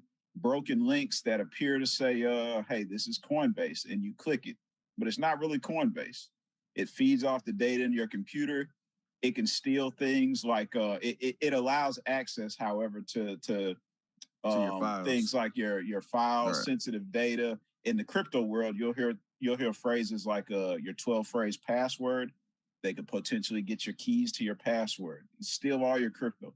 I mean, phishing attack, and it's nothing new, right? It's not just in crypto; it's in everyday life. But in crypto, it is heavy. And when you deal with airdrops, phishing is a real thing. That's how these guys got on Twitter with this ApeCoin airdrop. So listen, I'm anti airdrop because I'm a little more conservative. It's not for everybody. It's not for me, right? But my boys have made money off this, right? Moon and Cap both will tell you they've made good money off of it. All right, Moose, you'd be surprised. I agree with you. I just got, remember Snoop Dogg, the Cardano, and the merger there with the Claymates? I just got some in my Discord. They almost got me. Oh, well, I won't say they almost got me, but they had me like excited. I was like, oh, Claymates, they're about to drop the Snoop Dogg thing today. They were like, yo, live mint right now. Oh, right? no. They had an official website and everything. But because I agree with you, because I know how to navigate through the ecosystems, I went to go check the what do you call that? I went to go check their official Twitter page. I went to check the official Twitter page. No, but it's simple as going to the official Twitter page. If it's not even on their official page, then I mean you should not go to that at all. Right. Well, so it wasn't there. And I was like, oh, hold up. And then I went back and looked at the link, and it was just like somebody was just taking 100 ADA from everybody that was sending it there, man. And so, listen, man, you just gave the problem with really Web 2, not necessarily coins, man. You know, like the problem is really Web 2 with the scamming. It's not as much crypto as it is the ability to scam somebody by duping yourself as somebody you're not, using a Web 2 platform interface. And then you get duped over your keys. Now, Miles, Moose, you gave us the heads up about the article you read. Let me read you one here. Widow loses $500,000 life savings after being duped twice by romance scammers. Okay, now this is on one of your, meet and greet, other little apps, okay? It's just as dangerous out there, okay? It's not less dangerous in crypto or more dangerous. It seems to be wherever people can swindle you or be personable, they're going to use that to try to dupe you. So if it sounds too good to be true, 90% of the time it's probably too good to be true. So that being said, man, let's wrap it up, fellas, and let's talk about the last thing is what really started to shake the waves, which kind of may trump everything we said earlier about being in a bullish market or a bearish market. I mean, everybody's trying to figure out which way to go just in case that price does go 70% lower. But the big thing is Elon's taking over, though. Elon, again, back in almost a year from the time that he said that he bought Bitcoin, almost a year to date, he's now bought Twitter, okay, and now has the largest market share for Twitter. Okay, now what does that mean for crypto? Is he trying to just be bullish, or is he doing another, as the infamous moonwalk says, pump fake? All right, what are we doing here? Are we going up or down? Is Do Kwon buying at this level because they know? I mean, they're buying thousands of dollars worth of Bitcoin per day. We're not talking like over the course of 10 years. They're buying it now. The question is, what does that mean? Are we at the hint on what I think, man, is the price is going up. The price is going up. The adoption's happening. They're trying to get it before everybody else realizes it's as valuable as it is. What do y'all think, man? Moon, why don't you hit us first? Hold on, I gotta hear Moose go because he loved talking about some Elon. I'm gonna rebut off what he says here. All right. Hey, so look, man. Hey, actually, me and Moon were chopping this up pre-meeting, right? Elon Musk, man. I got a love-hate relationship for him. Lately, man, I love Elon, man. Lately, what happened? I love Elon lately, man. So he's so volatile, man. So like this past week, man, this dude's now a board member for Twitter, man. He owns enough Twitter stock that he's now a board member. And so my thoughts, man, Twitter CEO Jack Dorsey, you know, he stepped down earlier this year, but prior to him stepping down, Jack Dorsey was big on crypto, man. Very bullish Bitcoin. on it. Yeah. Just Bitcoin, definitely. And so you see Twitter, the space that it's in now, you can put NFTs as your profile pics. And so, man, Elon, he even tweeted back to a user earlier this week. A user said, hey, man, I think this new Twitter Blue subscription that you guys got going on, it should be priced in local currency and based on affordability to your area. And Elon replied with the statement back. He said, what about maybe even an option to buy in Doge? And he sent Doge flying earlier this week. You know, Doge had a little run and it's falling off. So I'm telling you, man, I think it's a bullish sentiment, man. I again, Elon, anything with him and crypto, he is an immediate catalyst for it. And Twitter's headed in the right direction when it comes to making a jump to crypto, man. Man, I hear you, bro. But Elon, I can't trust it. It seems like, you know, 1 minute he's all for it. Next thing you know, he's going to send out a tweet talking about some energy is the problem for Bitcoin, and it still has some time. Like, we're not too far from his opening position. Okay, we're not too far. What do they get? Their average cost of the Bitcoin is what, 34,000 or something like that, somewhere in the 30s. We're not too far from it, and I think he's still comfortably above where he went in at. But still, that Elon, I'm not saying he's pumping his bags. He's the richest man in the world. I don't think he needs to pump his bags, but I don't think he sees the rest of us as looking at money as real money. Like, it's like, hey, what about Doge? I mean, why would anybody have Doge? Like, why would you have it? There's no purpose. He's trying to make a use for it. Like, he's obviously trying to make a use for it right now. I'm still reeling from what he did with, like, what you just said earlier, Kyle, with the Bitcoin is not green, right? Like, he started. Was he the main one pushing that? All the FUD he just started pouring on the Bitcoin. It went like, from, I don't know if he was trying to make Doge it. go up or what, but it destroyed the whole bull run. And then that Doge in itself, Doge going up, also messed up the altcoin runs for ETH. It messed up the runs for Cardano. It messed up a lot because everybody that had no clue about crypto was just like, I heard this thing called Doge. It's a cute dog. I'm going to buy it. And then it has no real use. And we're trying to, like, are we going to use it on the moon or what, Mars? Is it Mars? Moon, yeah, that's, I think what you said exactly was, man, this little thing look like a little dog. It's cute. I'm going to go ahead and buy some. $1,000 later. That was Shiba. I did that on Shiba. Yeah. Okay. No, I only put 100 in. I should have put more. I wish I put 1,000. I would have made like 200,000, man. I made like, from $100, I made like almost $3,000. That was ridiculous, man. Yeah. So I really didn't trust it, but I was like, I'm gonna put $100 in this. But my point is, people will put in more because they were like, oh, I heard Elon say something about a dog, and then it just started going crazy. So it literally, for no reason, people just put in money, and it gave crypto a bad name because by the time everybody else heard about Doge, they put in like $500 or something like that, and these are just retail investors.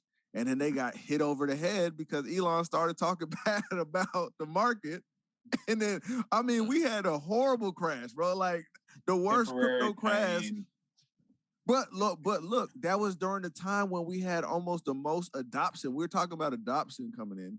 You can't do that while you're shilling Doge and then destroying Bitcoin. And then everybody inside of Bitcoin or Doge also loses money because when Bitcoin goes down, everything goes down.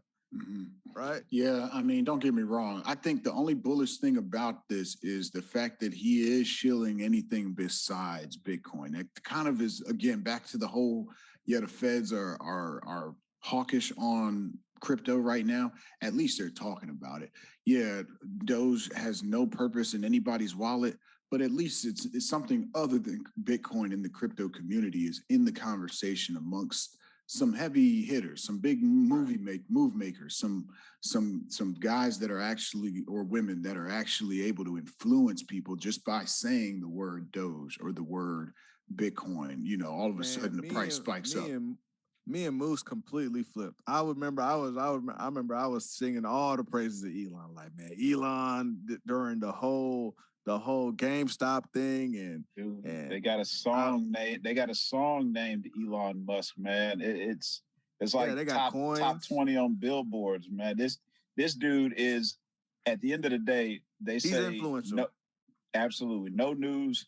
Well, they say all news is good news, man. Like bad news, good news. Elon is a catalyst, man. So why did that switch? Because you was telling me, and I didn't see it. You was right. You said he has too much power, right? He has too much power to influence markets. Like so initially, look what happened to Twitter when he bought. Look what happened to the stock of Twitter when he just bought 15%. Yeah. So look, man. I was early in the space, man, and I was too emotionally wrapped up into some of my investments. And I had to learn over time that, man, you can't be emotionally attached to any of these investment asset classes, crypto, stocks. And so with Elon Musk jerking the market back and forth, I just had to realize that, man, you know what? His words mean a lot. No different than the Fed meetings. You know, when those meeting minutes got released this week, it meant a lot, man. And so different catalysts. What Kanye say though? No one man should have all that power, bro. Like that is ridiculous. Well, when you're the richest man in the world, man, I think Kanye West's statement you don't see falls Bezos. on deaf ears. We don't hear Bezos. We don't hear him. What do you mean you don't hear? Yes, he does, man. What did Bezos do to make the market go up or down, bro? If he sneezes the wrong way. No, give me one example that he did to make the market go up or down. Well, I'll tell you what. I'll tell you what. Without he could, him, but he don't. No, this is the thing. Without him not saying anything, Bezos owns like 10 or 11% of Amazon. If he ever, and I mean ever, just says, you know what, I'm selling it, that will shift not just Amazon stock, man. That'll shift the entire market. Like he's a heavyweight, man. He's such a heavyweight that he's so careful. I'm talking about with his words. He can't. He's not as look. You can't compare Bezos to Elon. The reason why he's the richest man. Yeah, but he's not vocal. Bezos is vocal on how he's spending your money. But if he were to be vocal, it's like it would. That'll be another problem. Exactly. So that's Elon. So you agree with me? That's my point. Elon is over here saying he's great. I don't know what happened. Elon is a problem. Elon is a problem. Okay. Is that no more? That's what I'm saying. There's too much power, bro. Like it's like I wake up in a bad mood and I say F Bitcoin. That's like next thing you know, Bitcoin is $10,000. Elon is equivalent to what's the Cowboys owner's name? Don't talk about my Cowboys, bro. Elon is like Jerry Jones. He's not like Jerry Jones, bro. Yes, he is, man. Hey, dig this, man. I think y'all now always take a shot at the Cowboys, man. No, but dig this though, bro. Like Elon, his words. If Elon were to come out tomorrow and say he's selling all his Bitcoin, but then Wednesday, Michael Saylor comes out and says he's buying all of Elon's Bitcoin. Like I think the balance. Influence. No, I think it is, man. Like Michael Saylor does not have the influence that Elon has. I wish he did. He doesn't. Otherwise, Bitcoin would be $1 million right now if it was up to Michael Saylor, bro. Yeah, no doubt. And for those of you that don't know Michael Saylor, he pretty much he's super bullish. Max Kaiser bullish. And these are people who are in this space, who've been in this space for a while now. Ironically, what's his name? Ironically, who we were just saying it. Who, Max Kaiser? Not Max, but Elon. What's guy? Jeff Bezos? No, the gentleman. Anyway. What company you got, man? 2-minute warning, guys. Yeah, well, I was trying to get over let's do final thoughts. It's all well, listen, final thought. Let's wrap it up here, man. It's what can you do? You know, Max Payne, everybody's got a Max Payne. Okay, where do y'all feel Max Payne is? We see Do Kwon, he's buying more. Michael Saylor, who is the name I've been stumbling on, buying more. Okay, now what is Michael Saylor? Where can you let your Max Payne be? And it's all about how you see it. The moment my money is below my position, my whole perspective changes. And my thought is to never sell it until it gets above it. So very likely the project is, as long as you've done your own research on the project and you expect it to perform, it may just not perform this year or this moment. But if you have a long-term perspective and you got a plus 5 years, hodl until you can't no more. Okay, I knew a guy that made 20,000 into almost 2.5 million. Okay, and that's just because he hodled. This is what I'll say for Bitcoin. I think Max Payne, and there's been so many people calling for it. 20,000. I think if it gets down to 20,000, I think you will see a lot of people start to buy. Right now, they're still in the zone where they are like, I'm not sure, but 20,000 is a number they've been calling for forever, and I think that might be where you could see another bull run start if it falls that low. I don't think it's gonna fall that low. Even though Saylor, Do Kwon, all of I don't think it's gonna fall that low. But if it does fall that low, it's gonna be a lot of people to buy. I'm telling you right now. Okay, institutional adoption has a hard line of resistance right around, or hard line of support right around 33. So, Moose, what you think? 30 grand, man. 30 grand is that's the number. 30 grand, you're gonna see a slingshot. All right, y'all. So we let y'all know everything that we've got to offer this week. We spoke about the feds and the FOMC meeting and the regulations that will soon ensue all of crypto.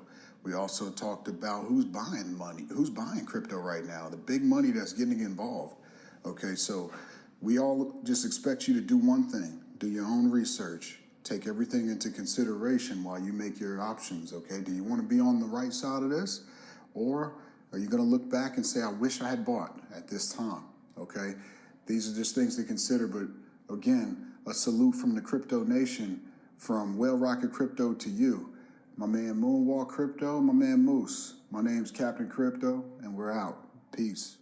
You stole my heart of gold after my silver soul. Can you dig any deeper now? I gave you all I own, put you on this golden throne, but I'm a little stronger now. You stole my heart of gold after my silver soul. Can you dig any deeper now? All right. What's up, y'all? How y'all doing out there? Welcome, crypto community, to the building here. We got Whale Rockets in the building. My man Moon. What's up, Moon? What's going on, guys? Big Moon to the building. All right. How about Moose? What's good, Moose? Yep. Hey, man, can't call it. You know, every day is another blessing, another day in crypto, man. So we just got to keep counting them in and stacking them bags. Let's get it popping right now here. Listen, have y'all heard this from the World Summit? Just check this out real quick. What underpins a world order is always the financial system. I was very privileged. My father was an advisor to Nixon when they came off the gold standard in '71. And so I was brought up with a kind of inside view of how very important the financial structure is to absolutely everything else. And what we're seeing in the world today, I think, is we are on the brink of a dramatic change where we are about to, and I'll say this boldly, we're about to abandon the traditional system of money and accounting and introduce a new one. And the new one, the new accounting, is what we call blockchain. It means digital.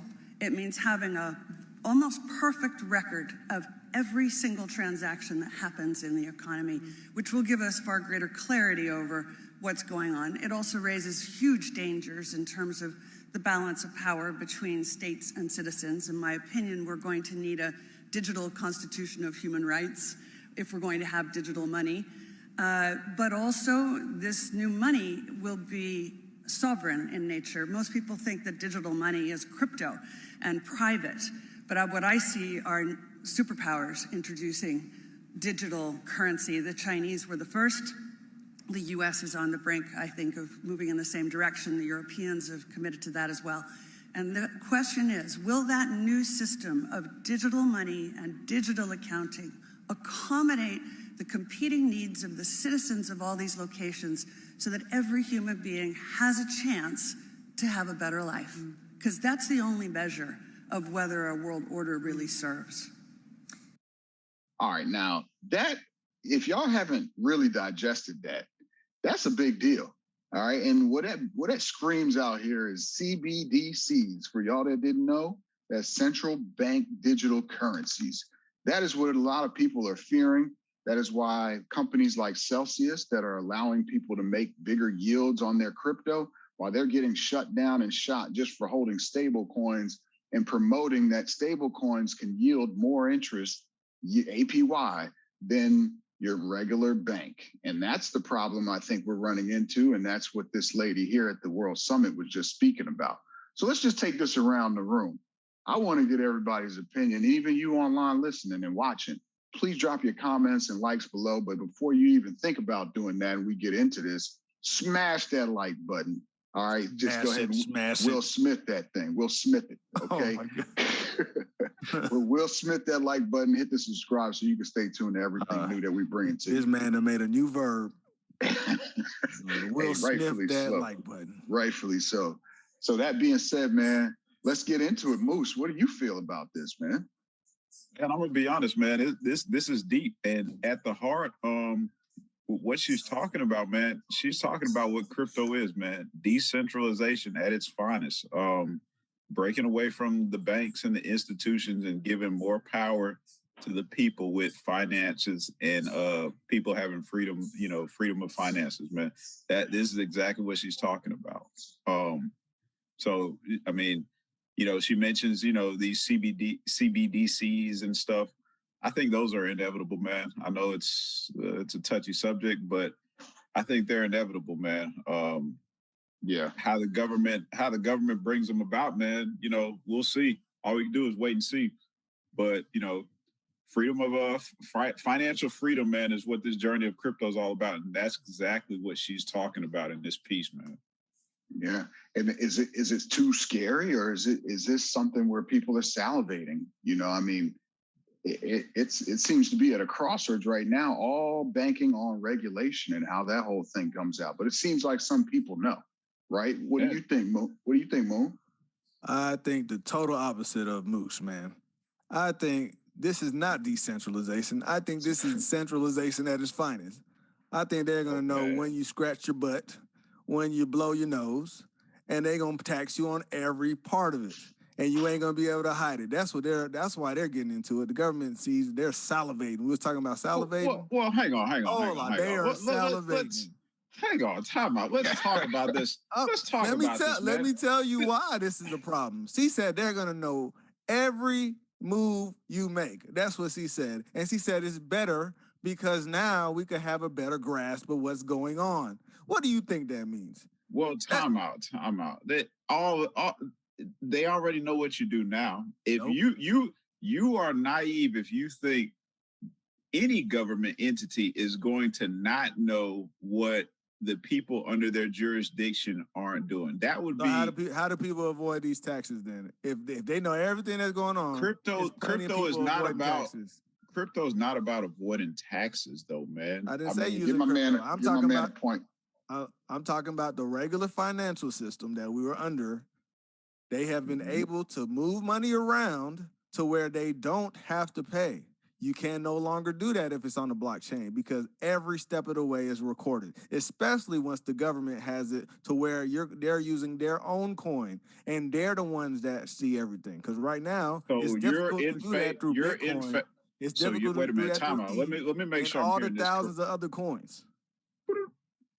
Let me make sure I'm hearing this. Flag on the play. Moon, are you saying that you approve illegal transactions and you are okay with people dodging taxes? You see how that works? Whenever the citizens have free reign and free will, it has to be only for criminal elements, right? So let me ask you this. So you're saying that you think Big Brother's okay? Because that's the game you're playing. I'm going to run that too. Is Big Brother okay? I don't watch Big Brother, man. No, not the movie. Come on, you know what I mean. Not the TV show. We're talking about. I don't get the analogy, man. All right. Let's use a better analogy. The Chinese government has a social credit system, and they watch every single thing that the Chinese do. And the Chinese people have the exact same thing you're saying. As long as we're behaving, it's okay, right? What's the problem? You don't got nothing to hide. So you don't have no problem with somebody breathing down your back, and then they could put a boot to your neck anytime they feel like it. But they're doing that now, and it hasn't. No, Have they're they not ever doing it put a now. book? We are not China. We are not China right now. But they have we will surveillance be. but they have surveillance of your financial transactions They unless don't. they're illegal. But they don't. So then they're illegal. Why do you think they're trying? Why? Because They're wait. illegal. We all right. If they're Last not episode, recorded, Kyle and gave they're a not good paying example. taxes. Hey, Wait, one second. Kyle gave a good. One second. One second. Let me just get this out though. One second though. You gave a good example, bro, about how you had a ledger and you just wanted to send your mom over some money to her ledger. Why does the government have to know that? Is that illegal that he's just sending over It could be. $500? It could be. Oh my gosh. Go ahead. Could it not be? Listen. I think the root, here's the real Let Cap deal. go, This is, man. I'm about to, look, I'm going to just drop it on y'all like this, and this is going to sound left field and crazy, but there's a bigger root to this whole thing that everybody's talking about right now. Is it transparency that they just want to see and be visible, have it visible to them that you've moved $6,000 from one account to the other? No. Yep. But I think what the root of it is they need to figure out how can they allow you to spend more of it. So what the root, hear me He out. don't want left field. He said he was Hear gonna go me out. left I field. told you left field. I think Cap is leading the ship right now. This is why he's the captain. Listen, if you think about it, they want to trailblaze into how much data they can figure out where you're moving your money and what you're spending it on. Okay, that's the root of it. It's not that they want to see $600 in your account, but yeah, it's not that they just want to see how much money you got and where you're moving it to. They want to see why you're moving it so they could target you and get you to move it to their accounts in a different way. Okay, just like how Facebook's doing in the metaverse, just like how Facebook does, period. Their whole staple was built on getting data. Stealing data. Right. Now think of Okay, it so now. it's not a Look, good wait. thing, Hang tight. Hear me out here on this. You also got to take consideration Elon Musk. Okay. What is Tesla doing? Okay. What is Tesla doing? They are mining your data. They are figuring out transportation routes that you're taking every single day. They're figuring out how much time you spend in traffic, how much time you're using your right foot, how much pressure you use to turn left. You're talking about the Internet of Things. But first of all, you have a choice of using Teslas or Hondas. You don't have a choice of living in America using their digital dollar. You're going to have to use it. There's a big difference. So if you're saying I don't mind Elon doing that, that's fine. Or you can go to another company. So what about the digital? So what about the digital wand, bro? If you say, all right, forget the United States. It's horrible. But if all the countries are doing it, are you saying the world is horrible? Hell yeah. You saying the world is good? You live here, so you live here. I do. Are you saying the world is good, Miles? Hey, the world is horrible. The world's horrible. It's treacherous. Okay, we want to protect our children from There's it. a reason why we want to protect our children, because the world's horrible, bro. Yeah. But you live in it, and so how do you coexist? Exactly. You can have the opinion that the world is horrible, but if you don't adapt, you're gonna die. And if these guys want you know what adapting CBDCs, is not just accepting what they got going on. That's why crypto was made in the first place, bro. We didn't make it for them to take it. Do you understand? Yeah, what but I'm then saying? you got to also take in consideration, how is this adoption going to happen in the event that, how is adoption going to happen? Adoption's happening with or without the government. Like, we got to get out of this mind state that the government has to be huge for us to make advances. Anytime the government steps in, it slows progress. It always does. It has never made things better. Tell me a time the government has made one thing better. I just want to know. Regulation. What one thing? No, guys. Tell me one thing the government has made better. The Postal Service got worse. I'm gonna give you the biggest. I just want to know what got better. Just tell me what got better when the government was there. I'm gonna give you the biggest one thing the government has gotten. I don't want to say right. What got better? It's a work in progress. But you have fixed costs across product, wheat, cheese, all that price is controlled. No. You're getting in my field right there. That's all controlled by the free market, bro. That has That's the government created the free market. And the government does not create free market. Oh no, they don't. you have what's called time the out, free time out. Let me market fact creates check the him. free Let market. me What are you fact talking check him. about, bro? You have the free. You have the my FO. gosh. Okay. Have you? I Do you got know 30 the free seconds market? on this topic. Just 30 seconds on this topic. All right, I'm gonna let him finish All right, this off, 'cause look, there's Moon. no way he can get this Look, right. I Moon. wanna We're hear gonna it. switch. I'm gonna pass it towards the cat, but Moon. Tonight, I want you to look up the Free Market Committee, and I want you to see who developed that. Oh, the I committee. guarantee it starts with the government. No, man. Free market. Do you know what free market is in economics, bro? It's when you have companies setting prices. And guess what? You allow the consumers to have the freedom to choose. And now if I'm trying to set a price of diamonds too high and everybody's going to Zales, I'm going to lower my prices. It's called free market competition. That's what sets the prices. But the market is not damn free. summit made by a government official. That is crazy. So to be fair, let me just put this as the deal breaker. You're 100% right. The free market is based on consumers, but the way that the government has positioned themselves is they are the subsidiaries of more expensive. They're owning the three. Why is everybody running from California? Because of the government setting too much regulations. Just taxing too heavy. I mean, that's taxing too heavy. Bro. People are coming to Tennessee because of the lack of state income taxes. Thank and you. Stuff That's like my that. point, and that's what I'm saying. That's the equivalent to crypto. That's all I'm saying. It's gonna pay for the earthquakes and fires out. The earthquakes and fires, man. God. That is a big heavy cost. What do you mean? Who's gonna pay for it? We pay for our tax money. I don't understand. No. Where do you think the money's coming from, Miles? California state tax. Where do you think it comes from? Forest fires, and there's a lot of hazards out there. But let's move on. Let's put a bow in it for now. There's no winner of the topic. I didn't think the first one was gonna go like that. I didn't think it was gonna go crazy like that. Okay. There's definitely something to talk about, and let's talk about as we segue into the new world order. Right, we've heard that word many a times during this conversation, but let's talk about the metaverse, man, and what the metaverse means to what's the future of metaverse. Okay, what does that mean? You got some people trying to figure it out. Some people are thinking that it's completely synonymous with Meta and Facebook. You've got others that are just stabbing and going and trying to figure it all out. So let's just figure out now, where are we with the metaverse? As you guys may or may not know, Sony just put $1 billion, that's a billion with a B, towards Epic Games and Unreal Engine. Okay, for those of you not familiar with Unreal Engine, if you looked at any video game that was made from 2010 forward, they are involved somehow, some way. Epic Games and or Unreal Engine, they make these beautiful graphics, et cetera, et cetera. Well, Epic Games now has $2 billion to put towards the metaverse, and $1 billion of it has come from Sony. All right. And $1 billion isn't a little bit of money to play with here. This is not like, hey, let's just test this out. Let's throw $1 billion at it. So let's get back into the banner, guys. What do y'all think? Moon, how do you feel about Sony going in, throwing up all this money towards Epic Games and Unreal Engines toward the metaverse? All right. So the thing is, if anybody's seen the metaverse, which is pretty much is like a online community where people come and live on the internet almost, right? It's gonna be more realistic looking with Unreal Engine. Like what we've seen now, we've seen more Roblox, Minecraft looking things with Sandbox. That's what we've been seeing. So when Unreal comes in, we're gonna have it looking more real, even though they call it Unreal.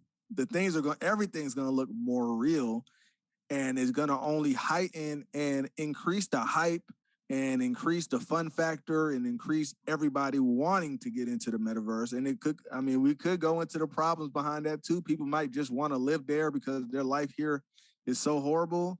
They might lose touch of reality. It's a good possibility of that happening. But with all good things, there's always going to be negatives. We might have some, I don't know if there's going to be terms. Maybe I might be the first one to quote it, but there's going to be some meta junkies. Like they're going to be strapped to an IV in there for days at a time. Man, what? Hey, people are rather going to go to work on the metaverse. They're going to meet each other for business meetings. They're going to go to concerts. love life. We could get it. I don't, there's But look, gonna be all type of things going on in this metaverse, and people are gonna live there. That's what I mean. We're putting billions. That's just one company putting billions towards it. Think about all of the other corporations trying to get that metaverse dollar. mhm. No, you're 100% right, man. And I just think of one movie in particular for any movie buffs out there, Ready Player One. Right. Ready Player One is a film by Steven Spielberg. I highly recommend everybody goes and watches that movie. This is the same guy that brought E.T. What else did Spielberg Cap, that's perfect. If Jurassic saying Park. you don't know what the metaverse is, yes, watch Ready Player One. That is the metaverse. That is the metaverse. And if you look at those, every scenario you just painted, Moon, you got people hooking up to IVs, not getting, going outside. They are living on stacked trailer parks. Just a number one sole purpose of their life is to win these metaverse games. Okay. Yeah. And that was like the a only whole way community. To make money, wasn't it, in the movie? I don't want to spoil Yeah. The movie, Yeah. Well, look, y'all go watch it because that describes the metaverse almost to a T. And I would like to say that is the future that we're walking into right now. Is the metaverse going to be the new place where people socialize, people find interesting things. They go and surf, they meet people, hosting parties, hosting events, concerts, the whole nine. That's exactly why we have our whale rockets set up. We want to be in the metaverse. We want our avatars to be recognizable. So we're starting early. Yeah. We already have our avatars. Instead of we're letting our avatars represent us here in the real world right now on YouTube. But this is pretty much a semblance of the metaverse. That's why we're doing this, right? Because we see where everything is going. People are going to be famous for their avatars instead of their own face.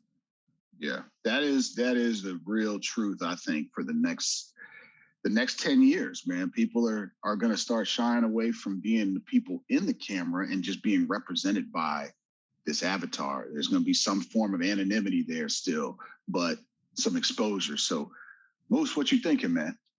Man, I mean, like the metaverse seems to be inevitable, man. Like I've seen a couple products, man. You got Oculus out there. Obviously, man, Sony dropping $1 billion is absolutely insane, right? I'm gonna tell you, man, like every time I mention metaverse to the wife, man, she looks at me like, if you get stuck out in the metaverse, you're on your own, and I'll leave you. So like part of me wonders, man, it makes me think, like, is there a certain audience for the metaverse, or is it inevitable and will it be forced upon people, man? Like it's the new social media, bro. It's a deep topic, man. I think it'll be forced on them like how Twitter and Facebook is like, at some point you had to put your business on there, right? It wasn't like, you better do this, we're gonna make you do it. It was like, hey, you're gonna get left behind. You're gonna miss out. Exactly. And I think everybody that's kind of skeptical of the metaverse, they're gonna eventually go, man, I gotta get a metaverse. I gotta get an Oculus. I gotta get in the sandbox. I need to put my store up on the sandbox in the sandbox or any of the other platforms. I mean, there's quite a few to choose from. But yes, I can see that exactly happening, man, is they're gonna just start saying they have no choice. Just like that was only 10 years ago, y'all. I don't think y'all realize that this was something that Facebook, I was such a proponent or advocate for not being the person on Facebook or not being on any social media. And then I realized 5 years, 10 years down the line, I was like, man, I kind of really missed out on all of this stuff. Right. And, just recently getting. I think that's going to happen with the metaverse. I would agree. I would completely agree. So good banner for that one, man. If y'all don't know already, just check out the metaverse. Check out what projects are launching. Go through Epic Games, Unreal Engine, see who they're looking at. Look at what Sony's looking at. Right? Coke is in it too. In the metaverse, Nike's involved. There's a lot of big companies involved in this thing. You get on, and it's going to be the first concert that everybody goes to, which, by the way, there's already been one. If y'all hadn't known, Travis Scott doing it in Fortnite. He did it in Fortnite. Yeah, that's Epic. He did it in Fortnite. And now, look how they got $2 billion to put towards artists. They could get people like Beyonce, like huge stars to come on. I mean, I think Travis Scott is a friggin' huge star. He's not Beyonce though, bro. He's not Beyonce, but I mean, we're saying about just to get the the whole global audience in. You know, Travis pretty Scott was global. their first. He is huge. No, I like Travis. I don't get me wrong, but come on now, Beyonce is a household name, right? Travis is pretty much a niche for younger folks. Only now because he's young, and I think he's going to be the new next I feel big you on thing. that. But nonetheless, y'all hear what we're talking One more about. thing before you say that. I seen them. Do you know? Remember how they used to do that whole Tupac experience thing? I think that's going to be big. Michael Jackson going to be like, I never seen Michael Jackson perform. People are going to go to watch whoever owns the right to Michael Jackson. They're going to make so much money off of that because they were like, oh, I never got to experience Michael Jackson perform. Now that raises some questions of morality and, you know, but it's gonna be interesting, man. Prince, it's all type of people who's like, I never saw Whitney Houston perform. That's where we're going, man. And to be honest, from my perspective, man, I think even though Meta and Mark Zuckerberg and Facebook have done the name change and everything, they're doing that as a grasp for straws right now. This is their last push to stay relevant as hell, as relevant as they could be. Agree. And Meta, Elon Musk actually quoted something that he said, Mark Zuckerberg will be the 14th will be in charge of Facebook and Instagram at the rate that that Mark Zuckerberg is currently kind of managing it. It's set up as a monopoly. It's set up as, you know, there will not be any other owner of Facebook or Instagram as long as Mark Zuckerberg's in charge. All right. So I could see that happening, man. And that's just coming from Elon's mouth. Not saying it's gold, but it's a lot of stuff that he has said. Like gold. Yeah, people be, and that's the truth, man. It's gospel, but nonetheless, it's some stuff to really take in consideration. So take a look at the metaverse. You know, how about this? This I know you an XRP man. What do you think about this? Oh, you already know I was saving this topic for last. This is one of my favorite ones, man. So as you guys know, if you hadn't already, all right, XRP makes a huge stride against Gary Gensler and the SEC. All right, our president, President Biden, he nominated a former Ripple advisor, Michael Barr, as the vice chair of supervision of the Federal Reserve. Now, as that happened, the price increased 10% while everything else was dropping. I would say we're bearish right now, right? I mean, we're barely clutching 40 grand and XRP makes a 10% move. That's right. Now, this happened just Moon told you. and look, ironically, what did we tell you last week? We said, hey, man, get on XRP, get on Liquid, get on a few others, but VGX. And look at XRP making some strides. Now, XRP has been like one of the laughing stocks of the crypto space for a little, at least for this most recent since the trial. Right. Since the trial has started with the SEC, and we thought they were toast. And then they kind of slid it out. So more is coming up on them. But right now, with Michael Barr coming in, and it's almost a shoe-in that he's going to be the guy, okay, as the vice chair of the supervision of the Federal Reserve, he's going to have a lot to say about crypto. Now, this could be a bullish move, but like my man Moon says, is a lot of stuff is bullish, and then next thing you know, it completely decimates the price. What are you thinking for what's going to happen towards XRP and setting precedents for all of crypto? What do y'all think is going to happen next? And Moon, I'll let you take it. Or no, go ahead, Moose. What you got? Yeah, man. Man, listen. This dude, Mike Barr, man. Just to put things in perspective, this dude has been part of revamping things like FDIC, so making sure your money's insured in banks, consumer financial protection. His lane is regulatory. So I think XRP got to jump, man, just because really, it's just a catalyst. His name is tied to XRP. So it's just a quick catalyst to give it a 10% jump. But, man, the real deal is if he gets this job, man, regulatory is inevitable, man. And so I would challenge you guys to think, what would you like to see from regulatory? Because I don't think we're not going to not have regulatory. So what does regulatory in the crypto space look like when you see Michael Barr? That's what you got to think, man, because he's he is probably going to get tasked with that project from the president at some point this year. Yeah, show me what regulation looks like for crypto and what looks fair. I could see that happening. Moon, what you thinking, bro? Look, I could totally understand why XRP's price has rallied. I totally understand being positive about getting somebody that was part of crypto into a position of power in the government. But for me, I just see too much similarities to Gary Gensler, right, of the SEC. Everybody thought that, hey, it's going to be very bullish for crypto, and it has been a lot of the opposite, right? And I think sometimes you get into those positions of power, everybody's very ideal until they get in those seats and you start being around very powerful people that lobby for different things, and it's not best for you. It is not best for you. So I really think that it's best for us not to get our hopes up, and do not be surprised if, we think, the total opposite of what we believe to come from this is going to happen. So, I can see why we hear XRP, like Miles said, the catalyst, oh, he's attached to XRP, go ahead and pump it. But I can see actually the opposite, because, once you get in those positions, you're compromised. And you're beholden to people with, you're tied to the bigger powers, man. Yeah, right. You're tied to the bigger powers, man. And that is what do you think, Cap? Man, so with XRP, I think once the case is over and settled, the price of XRP has been suppressed so much, so heavily for the past season or two, bull runs, that it's inevitable to explode once it does do what it's supposed to do. Once all this whole hoopla about all the fun goes away. All that stuff goes away, man. Right. I think we'll start to see some serious bullish action for XRP. And like you said, man, it might not happen today as soon as the case drops.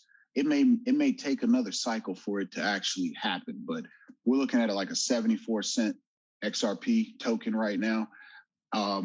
Granted, market cap is what?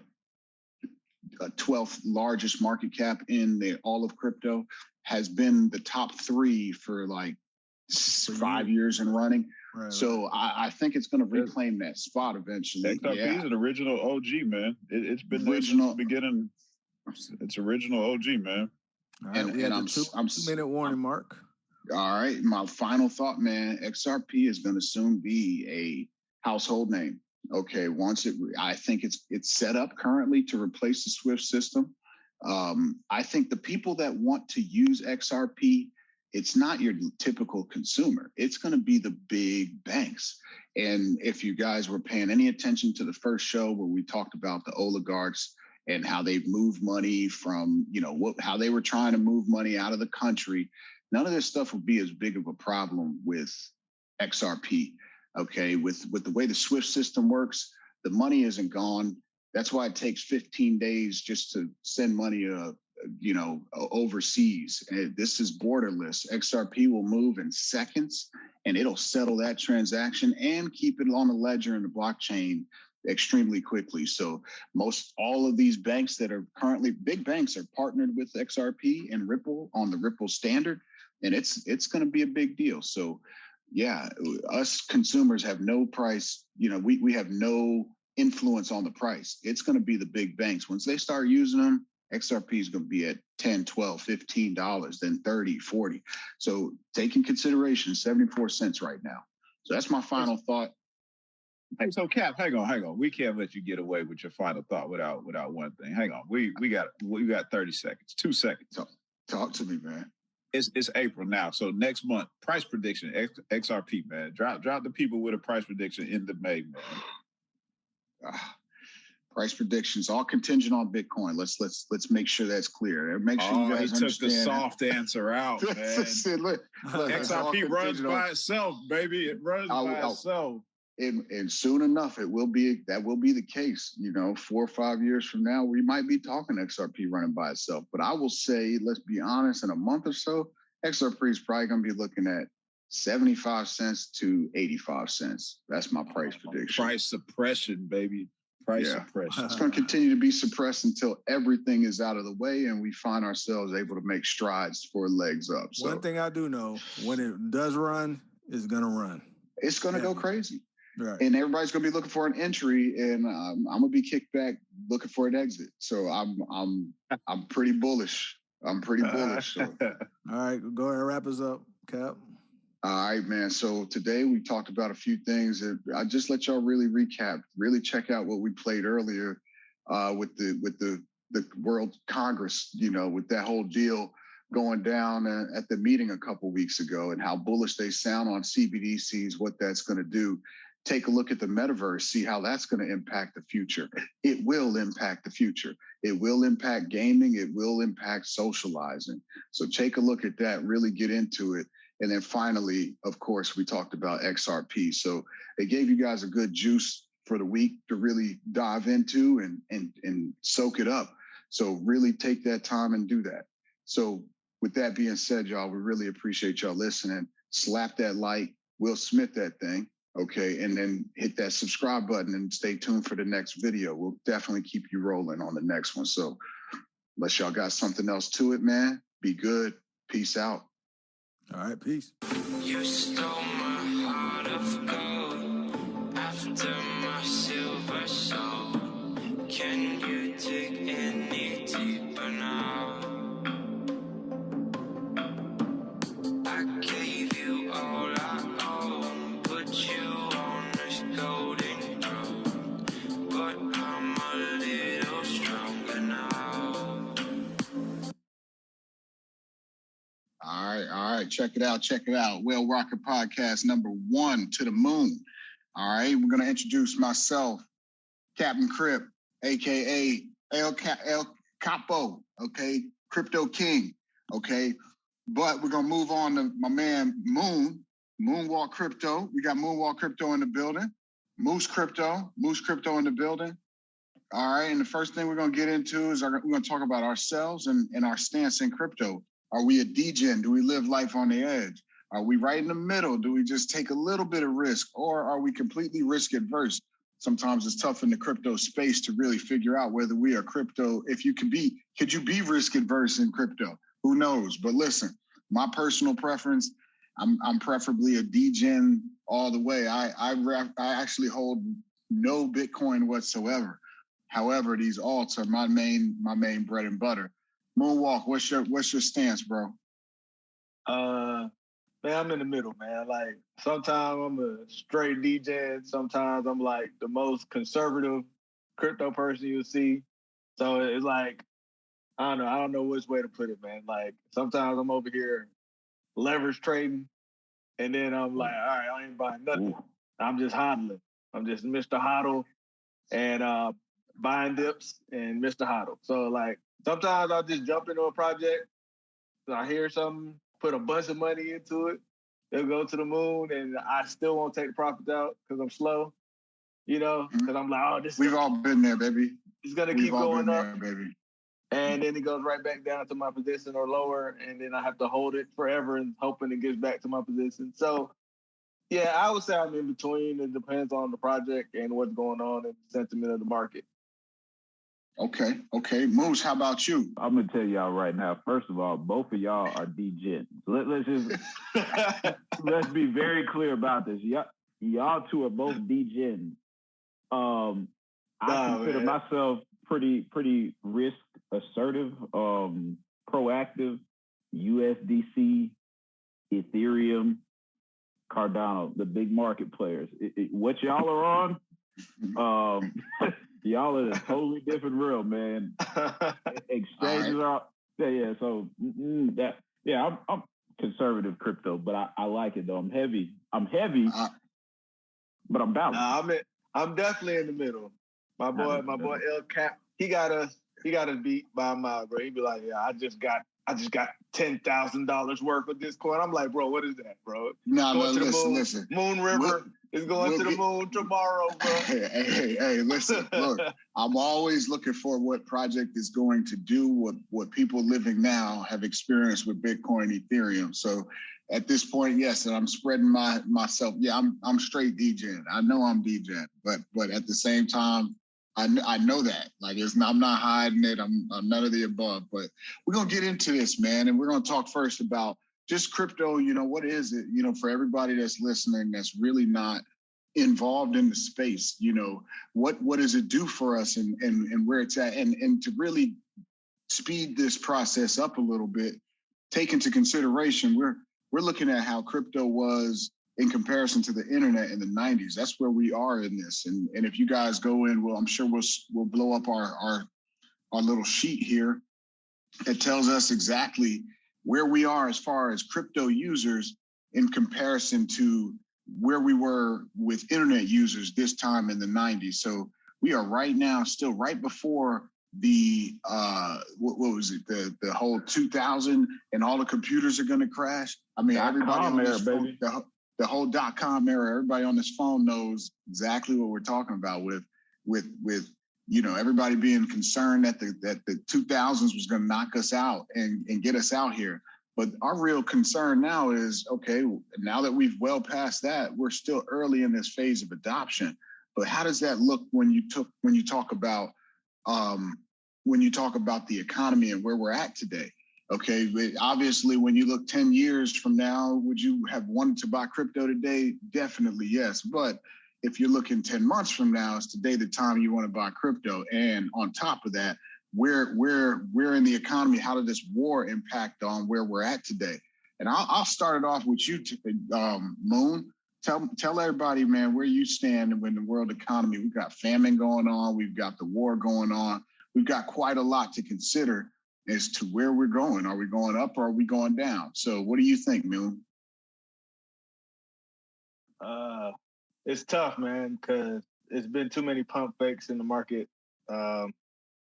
One second you hear about the war and then it's skyrocketing, and then a week later it's dumping. Right now, right as we speak, Bitcoin is trying to get to 50K, and it's like it's crazy. You start getting this bullish sentiment, and then it could drop back down to 39K in a day. Like I don't know. Right now, that's why I said I'm in between, man. I was like, I can't. It's hard for me to just go straight up degen right now.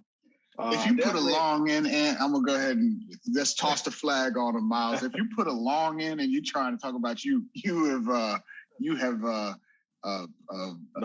leverage traded. You leverage traded. No long today. He's a DJ, man. Straight up. No, I am not putting a long in. I'm still pretty bearish. Okay. I don't. So 6 months from now, are we making it to 100,000 at the end of the year? 6 months from now. By the end of the year, I think next year. I think next year. I think next year is the time. So you think that the next halving is when we're gonna see the 6-figure Bitcoin? Right. I don't think it's this year. Right. Okay, Miles, how about you, man? Where do you think it's at? I think 6 figures this year is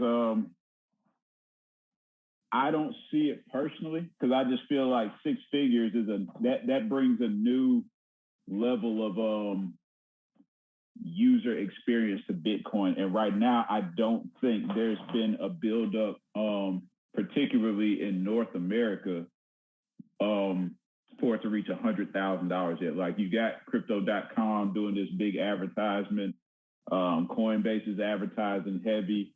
All FTX. These guys, Binance, FTX, they're going crazy. But yet, and still, you can ask 10 other family members, and probably out of those 10, 2 have crypto. So I think when you're talking about $100,000 Bitcoin, I think you're looking at something like 6 or 7 out of 10 family members have Bitcoin at that point. You know what I mean?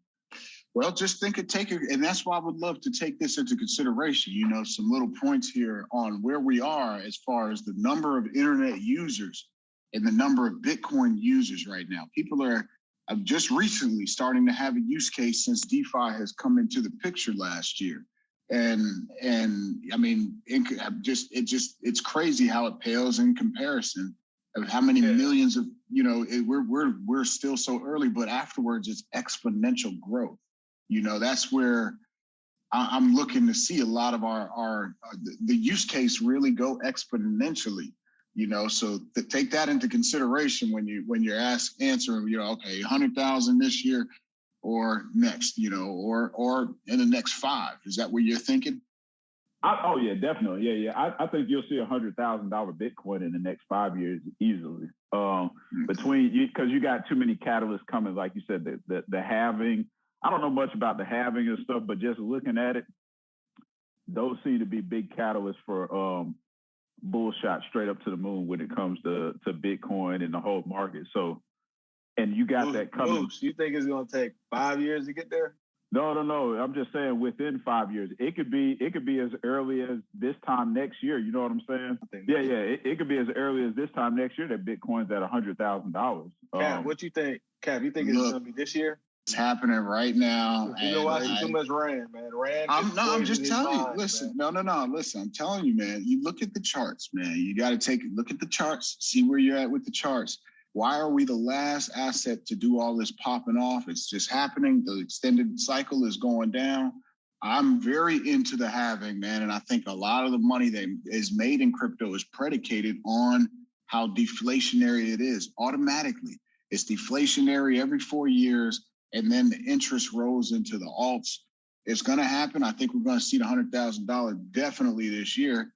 And I mean, look, we might see an ETF in the next month. Look at how bullish Yellen was just recently when talking about Bitcoin and how it could be a good thing for the environment. Never once has our government said anything non-negative about Bitcoin. And now it's starting to happen. Like, adoption is right before us. That's only because they found a way. They're finding a way to tax everybody on their crypto. That's the only reason. So be it. It's being bullish. So man, but think about that, man. $100,000. If it did that in 12 months, it's almost like saying, I mean, and you have people that will do this too. They will drop $45,000 on Bitcoin right now, and I mean. You're gonna return 45,000. That's 100%. Yeah, man. It just seems pretty well. That would be the highest gain outside of like a penny stock or like an alt crypto. No, that would be a typical That would be the traditional. It'll be the traditional stock. We're forgetting one thing though. We're forgetting about this food shortage that's coming because of the war. You gotta look at the fact that Russia exports most of our fertilizer, and we're not gonna be able to get that. So not just no bullish sentiments, but the fact that people can't get food. And Biden just said over the weekend that beware, food shortages are coming. So people ain't going to be able to eat. They ain't going to be buying crypto. I don't know, man. People, I don't know, man. Like crypto, that's what Bitcoin it seems to be its own catalyst, man. It just, the worse the world gets, it almost seems like Bitcoin thrives in these times. Yeah, I would have thought Bitcoin. Bitcoin goes down when things go bad. It does initially. I think when inflation hits, Bitcoin rallies. When Bitcoin in inflation goes hand in hand. And if you're talking about a shortage, doesn't go hand in hand. Yeah, but inflation's inflation. Whether you talk about monetary, the value of goods or the value of services or the value of what I need to put in my mouth, Bitcoin it is a hedge against inflation. Because inflation is going to happen. Where are people going to put their money? That's a tough one, man. Like I said, you could put it in Bitcoin, but let's be honest, man. Most people now are not putting their money in Bitcoin. So hang on. All right. So matter of fact, they're not even putting it in ETH anymore. So let's be real. Look at what the prices are going on right now. What's rallying? What's rallying? What rallied the most? Okay, Bitcoin. What rallied the most? No, it didn't. No, it didn't. And ETH was $2,600. ADA outperformed ETH. ADA was at 80 cents, bro. I hear you, but ADA got knocked down from $2. almost $2. $3. You said you just asked this week, bro. What are you talking about? What are you talking about? $2. We didn't have $2. Okay, ADA, but you said what's rally outperforming, right? ADA rallied this week. Outperformed everything this week. ADA outperformed just about everything that on the top 100. ADA did. XRP too. XRP was moving too. Indeed. And listen. To keep this moving. Why? All the new people coming in is like, I can't afford no 45K Bitcoin or no $3,500 ETH. So they're going to other coins, bro. All right. So for the last minute of this, real quick, Miles, I'll let you start it off since you didn't get a chance to really elaborate on the last minute of this particular topic. Tell us, what do you think overall? You get the last final thought, man. I mean, based on everything we just talked about, where are you at mentally with where the market's going this year? Last final thought, man, with the market this year. I think you're going to see, I think you will see a big recovery. And I think in that recovery, you will see individuals who are new to crypto take that recovery and say, oh man, this is a bull run. This is fun. I like crypto. And you're going to usher in a new wave of retail investors into crypto. That's what I think. And I think you said recovery to what? Hang on, let him finish. He's got 20 more seconds. Just let him finish. A recovery into this time last year where the market was at its all-time high. The market was basically at its all-time high. This time, triple top? I don't think we're going to triple top. I just think, I think we'll recover. I think we will be back to where the market was this time last year. So it's going to look like 30 and 40% gains to some of these new guys. To me and you, Cardano getting back to $2.50 is like, oh man, that's excellent, but it's been there before. For somebody who just bought last week, $2.50, they're going to lose their mind. They're going to be talking about that. So that's what I feel. That's the sentiment you will have come this time. I would say probably by the end of this year. That's the sentiment I think you'll have. Go ahead. How about you, man? Me personally, I think that we're going to be hovering in the same range all year. I think we're going to be around the 39. You're the bear. Let me put up the bear. I didn't say it. Look, man, I didn't say we're going to be having 20K.